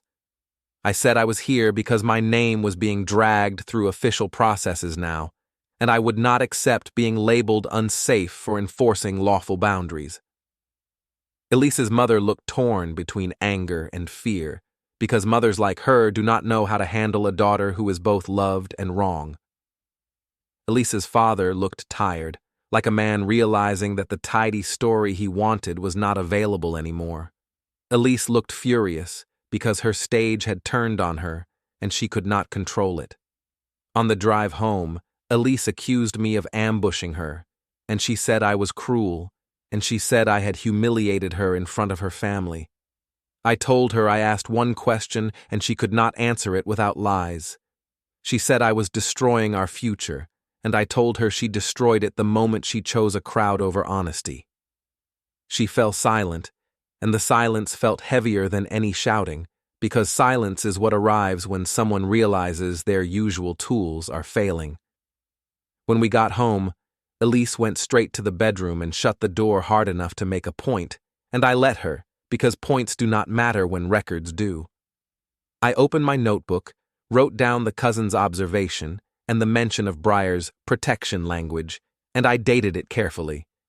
Then I placed the note behind the clear sleeves in my folder, not as a dramatic exhibit, but as one more small truth in the chain. As I turned off the kitchen light, my phone buzzed with a new notification from the HOA email list, and the subject line contained the hearing agenda and a reminder about conduct. I opened it, read the formal language, and noticed one detail that made my stomach go cold in that clean, precise way again. The agenda listed a community safety concern as a discussion point, and it referenced a written complaint submitted in advance, which meant someone had already built a narrative into the official process before I ever walked into the room.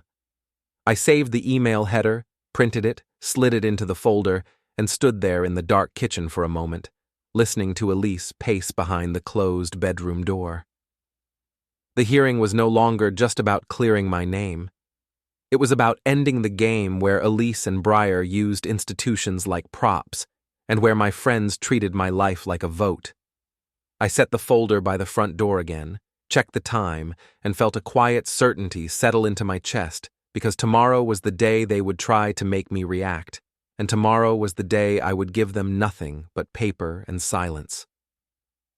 The morning of the HOA hearing arrived with the kind of quiet that feels staged, like the world is holding its breath to see who blinks first.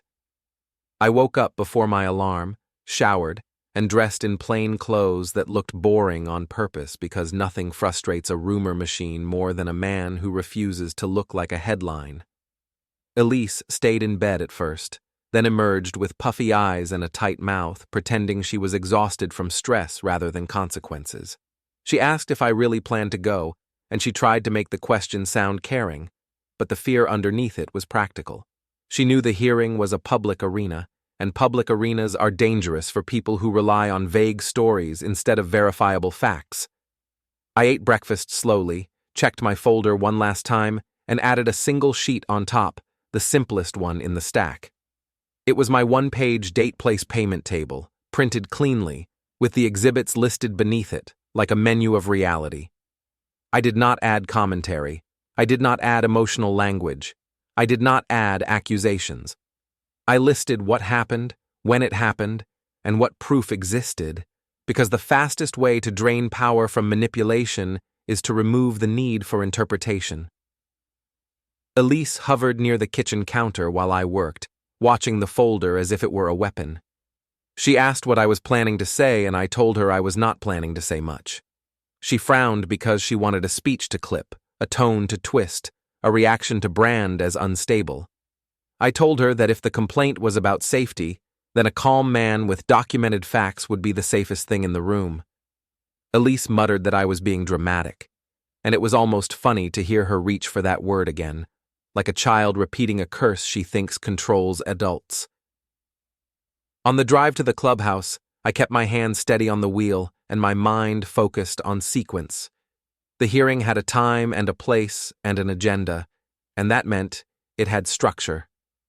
Briar and Elise had been using structure as a threat, hoping the formal setting would make me nervous enough to react. They did not understand that structure is where I thrive, because structure does not care who is charming, and structure does not reward who tells the prettiest story. Structure rewards whoever shows up prepared. The clubhouse parking lot was already half full when I arrived, which told me the rumor machine had worked. HOA hearings are usually attended by bored retirees and people who love rules for the thrill of controlling others. This one drew extra bodies because community safety is the kind of phrase that makes people feel important when they have nothing else going on. I saw familiar cars, including Briar's, parked near the entrance like she owned the place. I also saw a couple of my so-called friends, the ones who had been loud in messages and silent in person, standing near the door in little clusters, talking with their shoulders angled like they were bracing for impact. I walked in alone with my folder under my arm, nodding politely at the check-in table, because politeness is how you make the other side look messy when they start acting theatrical. The room smelled like carpet cleaner and stale coffee, and the chairs were arranged in rows that made it feel like a cheap courtroom. The HOA board sat at a folding table up front, papers stacked, name placards aligned, looking serious in the way people do when they want to feel powerful without having actual power. A board secretary sat with a laptop, fingers ready, and that secretary was the most important person in the room, because minutes are what become the official memory. Elise arrived a few minutes later, dressed carefully, hair smoothed, eyes still a little red, the visual language of a woman who wants to look like a victim of stress. She sat 2 rows behind me, not beside me, which was a calculated move. Sitting beside me would suggest unity, and unity would make her look complicit if the complaint's narrative was questioned. Sitting behind me let her look like she was present but cautious, present but fragile, present but not aligned. Briar sat near her, close enough to whisper, and I could see Briar's hand touch Elise's forearm briefly, a small anchor gesture, as if she was keeping Elise steady for the performance. The HOA chair called the meeting to order and went through the early agenda items like someone savoring the sound of authority. Then he introduced the community safety concern and asked the complainant to speak first. A woman I recognized from the neighborhood group page stood up, one of those people who live on moral fumes and love the phrase, "for the record." She spoke in smooth, careful sentences about fear, about disturbances, about a sense that something volatile was happening near my rental property and my home. She did not cite dates. She did not cite specifics. She used feelings like evidence, and she used the word controlling twice, which made my mouth tighten because it was so obviously coached. The chair turned to me and asked if I wanted to respond. I stood slowly and thanked the board for hearing the concern, because gratitude disarms people who expect aggression. I said I understood safety matters, and I said I took community rules seriously, and then I asked the chair for one thing before I explained anything else. I asked whether the board had any documented incident reports, any police calls, any noise violations, any written evidence of threats, or any specific dates tied to the complaint. The chair blinked because he expected a defense, not a request for specificity. He glanced at the papers, then admitted there were no incident reports, only written complaints and neighborhood comments. I nodded once, as if that was what I expected, because it was. Then I said I would like the minutes to reflect that the complaint was based on feelings and vague descriptions, not documented incidents. The secretary looked up sharply, fingers pausing because she understood the power of that sentence. The chair hesitated, then said the minutes would reflect what was said. I thanked him again, because thanks make it harder for them to paint you as hostile. I did not talk about Elise's affair in the room, not directly, because the hearing was not supposed to be about my relationship, and I was not going to give them an excuse to say I brought private drama into a community space. Instead, I framed my actions as what they were: lawful property management and lawful personal boundaries. I said I had served an eviction notice on tenants in my rental property for lease-related reasons and for ending occupancy at the end of the agreed term, and that the process was legal and documented. I said I had changed the access code to my beach house because it is my property and uninvited entry is not acceptable.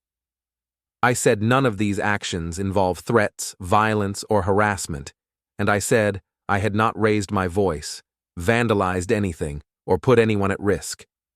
Then I placed my folder on the table in front of the chair, not pushing it aggressively, just setting it down like paperwork at a bank appointment. I said I brought a simple timeline of my actions and the documented steps I took to avoid conflict, and I said I would like the board to receive it as part of the record because I did not want rumors treated as proof. I did not ask for sympathy. I asked for process.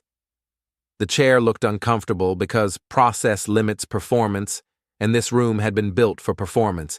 He asked what the folder contained, and I told him it contained date-stamped screenshots of communications, the eviction notice documentation, and a doorbell still frame from my own doorway with the timestamp visible, showing late-night entry attempts that occurred before I changed access. I emphasized that the frame did not show faces, only time and presence. Because I did not want a spectacle, I wanted the record to reflect that I managed my property responsibly and responded to concerns without escalating. The room shifted, not loudly but subtly, because people love drama until someone arrives with receipts, and then they start calculating who will look stupid in hindsight. I saw two of my friends exchange glances, the kind that says, "We did not know it was this concrete." I saw the complainant woman's face tighten because her vague story was now standing beside stamped dates.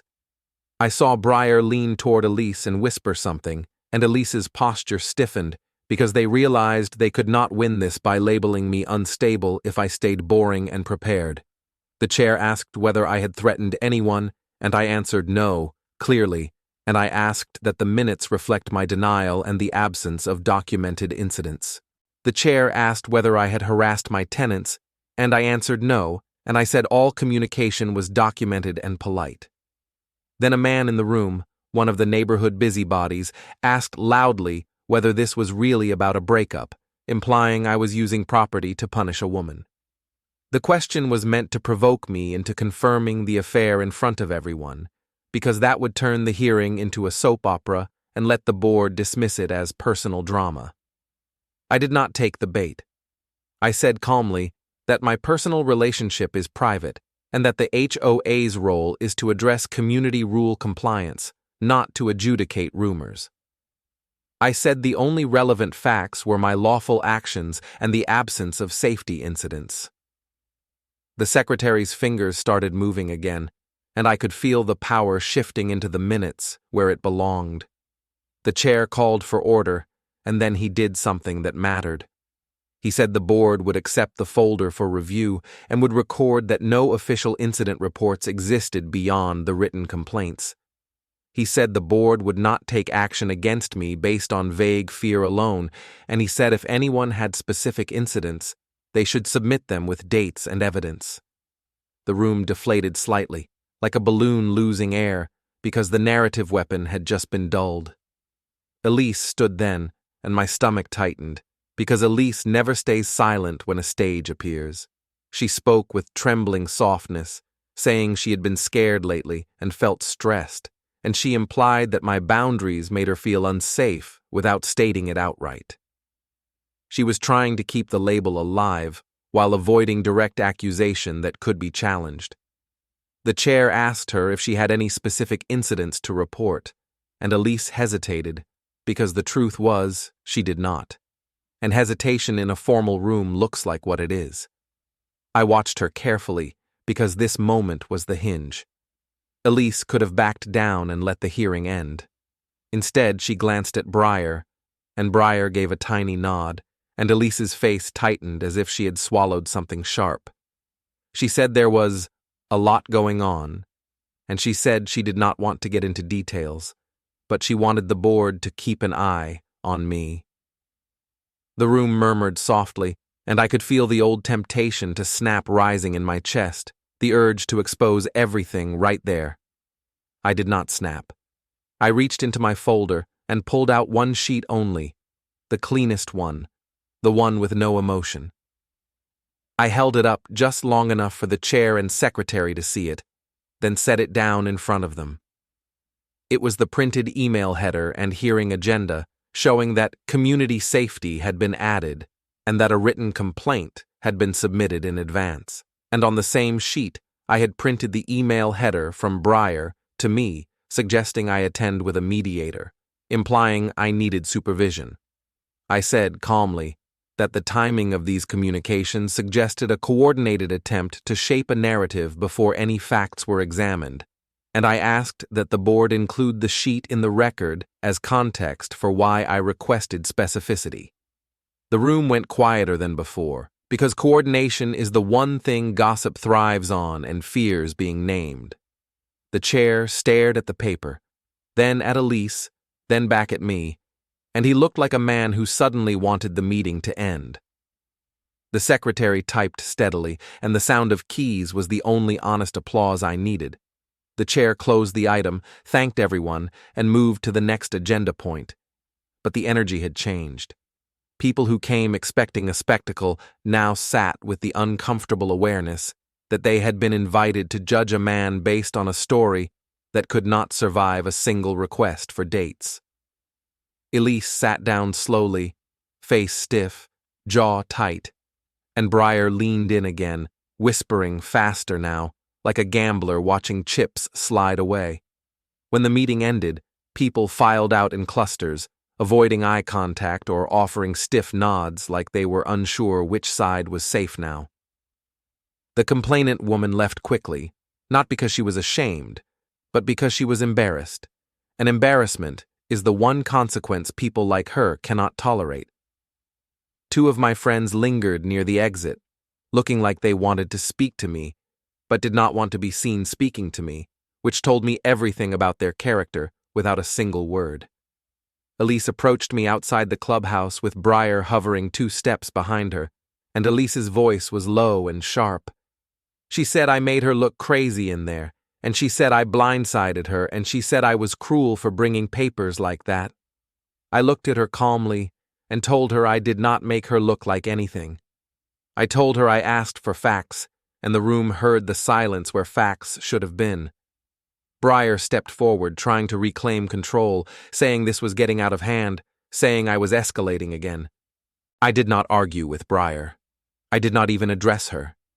I simply turned toward my car, folder under my arm, and walked away, because nothing punishes a manipulator like refusing to acknowledge them as an authority. As I drove home, my phone buzzed once with a new message from an unknown number, and I did not open it immediately. I waited until I parked in my driveway, sat in the quiet, and then checked the screen. The message was short, urgent, and exactly what I expected the moment the hearing failed to brand me. It said, "We need to talk now," and it came from Jude.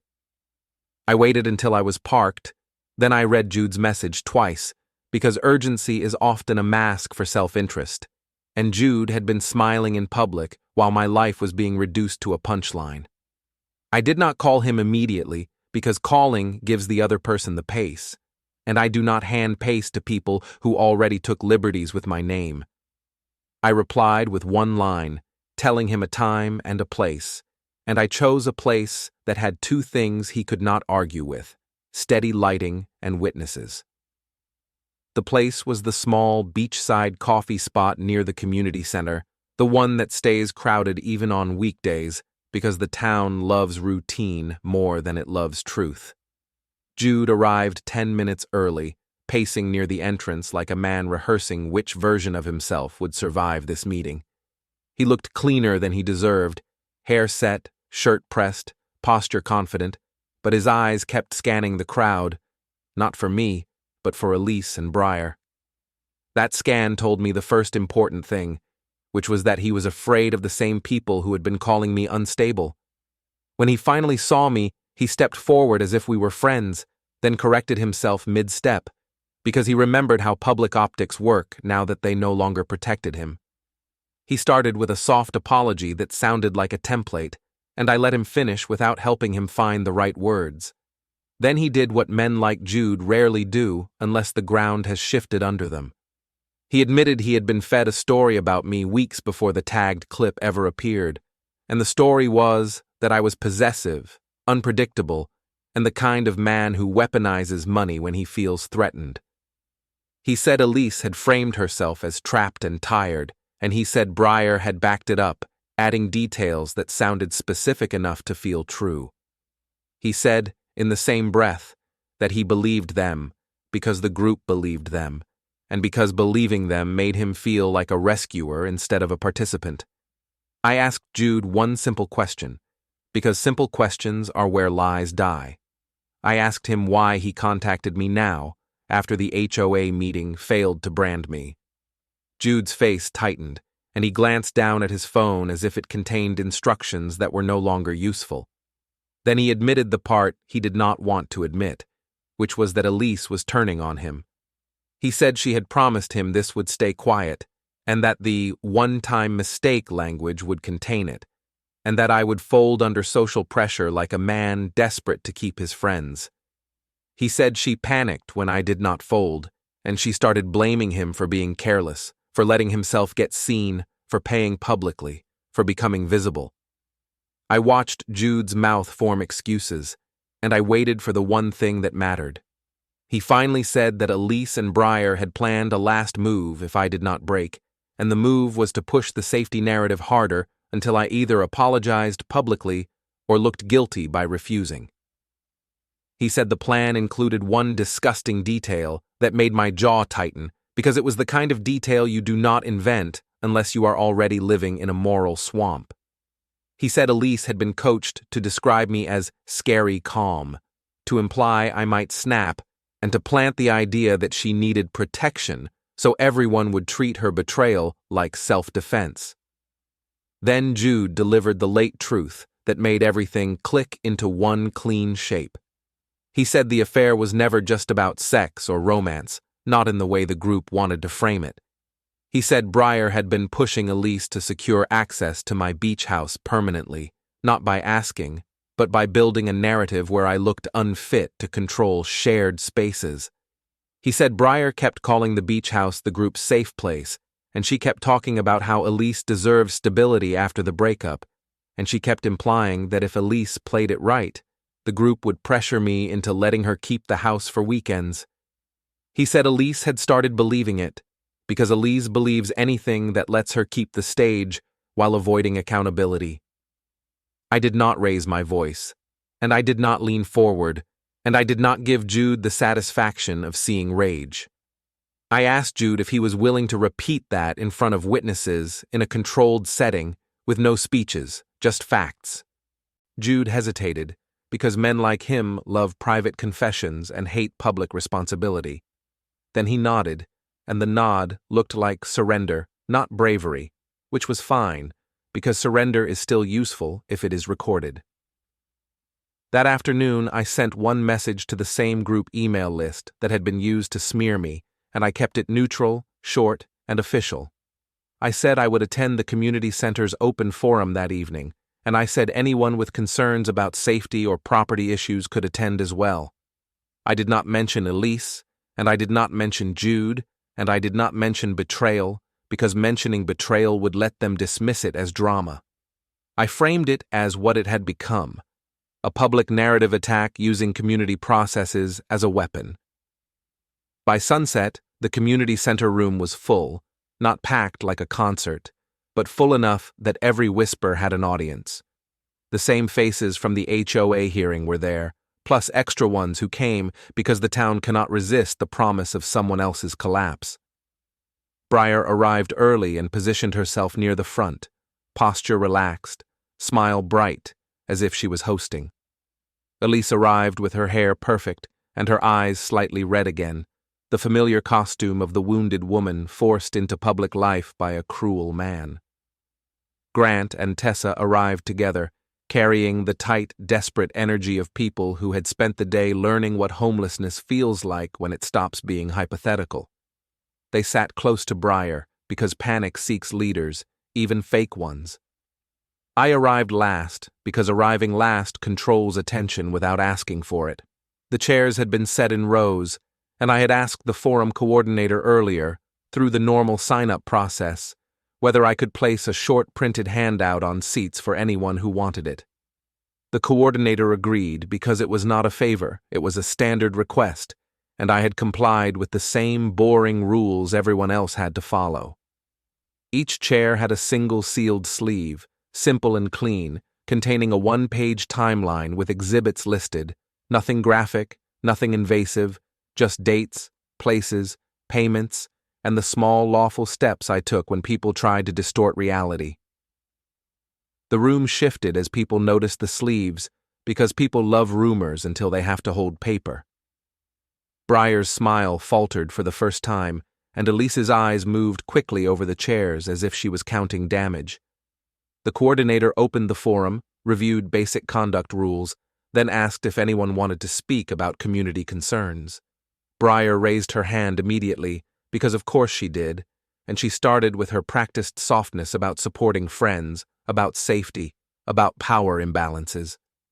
She tried to make it sound noble, like she was defending a vulnerable woman against a cruel man with money. When Briar finished, the coordinator asked if I wanted to respond. I stood, thanked everyone for coming, and kept my tone flat, because flat tone starves theatrics. I said I would not debate feelings, because feelings cannot be verified, but I would clarify facts. I asked the room to look at the sealed sleeves if they wanted a timeline, and I said the timeline shows dates and proof, not opinions. Then I asked the room one question, and I aimed it at Elise because everything in this town depended on whether Elise could hold a straight line under pressure. I asked Elise to confirm the bar location and the time she claimed she was with Briar on the night of the tagged clip. Elise smiled like she wanted to laugh it off. Then she saw the sleeves, and the smile stiffened. She started to answer with vague language, and I interrupted politely, asking for one time, one place, in plain words. The room went quiet in a way that felt heavy, because everyone understood that specifics were about to crush someone. Elise gave a time and a place that did not match the public tag. She tried to pivot into feelings, saying she felt overwhelmed and cornered, and she tried to paint my question as aggression. I did not argue. I simply asked the coordinator to note that Elise had provided a claim, and I asked anyone who wanted to verify to look at the tagged screenshot date stamp in the sleeve. Then I sat down, because sitting down is how you tell a room you are not asking for applause, you are letting reality do its job. Briar moved quickly, standing up again to defend Elise, and she started calling the sleeves a manipulation, saying documents can be twisted, saying screenshots prove nothing without context. The room murmured, and I waited until the murmurs weakened, because people tire of speeches when paper is in their hands. Then Jude entered the room. He came in quietly, not dramatic, not triumphant, and the hush that followed was the loudest reaction of the night. Elise's head snapped toward him, and her face changed in a way she could not hide, shifting from wounded to furious in one raw second. Briar's posture stiffened because she knew exactly why Jude was there. The coordinator looked confused, then asked Jude to sit or sign in, and Jude did both, because he wanted to look respectful now that he needed the room's mercy. Jude raised his hand, and the coordinator gave him the floor with visible reluctance.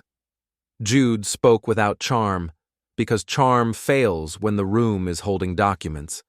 He said he had been involved with Elise, and he said he was not proud of it, and he said he had been told a story about me that was designed to pre-frame my reaction. He said Briar had repeated that story, adding details, and he said the goal was to build a safety narrative so Elise could keep the group and keep access to my properties after the breakup. He said he realized he was being used when Elise turned on him the moment the public process did not break me. Elise stood up so fast her chair scraped loudly, and the sound cut through the room like a siren. She started talking over Jude, accusing him of lying, accusing him of being unstable, accusing him of trying to save himself. Briar stepped in too, trying to redirect, trying to shame Jude, trying to turn the room into chaos again. The coordinator raised a hand, demanding order, but Elise kept going, because Elise only respects rules when rules protect her. That was the moment the sleeves did their work, because people did not need to choose whose emotions were louder. They only needed to compare time, place, and payment. Someone in the second row opened the sleeve and audibly read the date stamps under their breath. Someone else whispered about the merchant alert line. Grant's face went pale, because he realized the crowd that once protected Elise was now holding proof that would make them question every story he had helped spread. I stood again, not to shout, but to end it with one clean act. I walked to the front table, placed a single envelope on the surface, and slid it toward Elise without touching her. I told her, calmly, that the engagement was over, that she would not live under my roof while using a crowd to brand me unsafe, and that the envelope contained a written move-out notice with a clear date and plain terms. I said she could discuss logistics through email only, and I said any future claims about my behavior should be made with dates and evidence, not whispers. Elise stared at the envelope as if it were an insult. Then she looked around the room and realized something she had not considered. She could not control this audience anymore. The audience had paper. The audience had a witness who confessed his role. The audience had watched her fail to answer a basic timeline question without collapsing into feelings and interruptions. Briar tried one last maneuver, stepping forward to speak for Elise, framing it as cruelty, calling it punishment, calling it abuse disguised as paperwork. The coordinator cut her off, firmly, reminding everyone that the forum was not a therapy circle and not a rumor court, and that if accusations were made, they should be filed properly, not performed. Briar froze, because being denied the mic is the only thing that truly humiliates people like her. Elise grabbed the envelope, not gently, and her eyes burned with rage and panic and something close to shame. She opened her mouth as if to launch one final attack. Then she looked at the faces around her and realized the attack would land on her instead. She turned sharply, shoved past Briar, and walked out of the room with her shoulders rigid, the posture of someone who still wants to look proud while the ground is falling away. Grant and Tessa stood too, not to defend Elise, but to chase the only remaining hope of mercy, because they finally understood what they had done to themselves. They tried to speak to me, but the coordinator was already closing the forum, and people were already standing, sleeves in hand, whispering in a different tone now, a tone full of recalculation instead of certainty.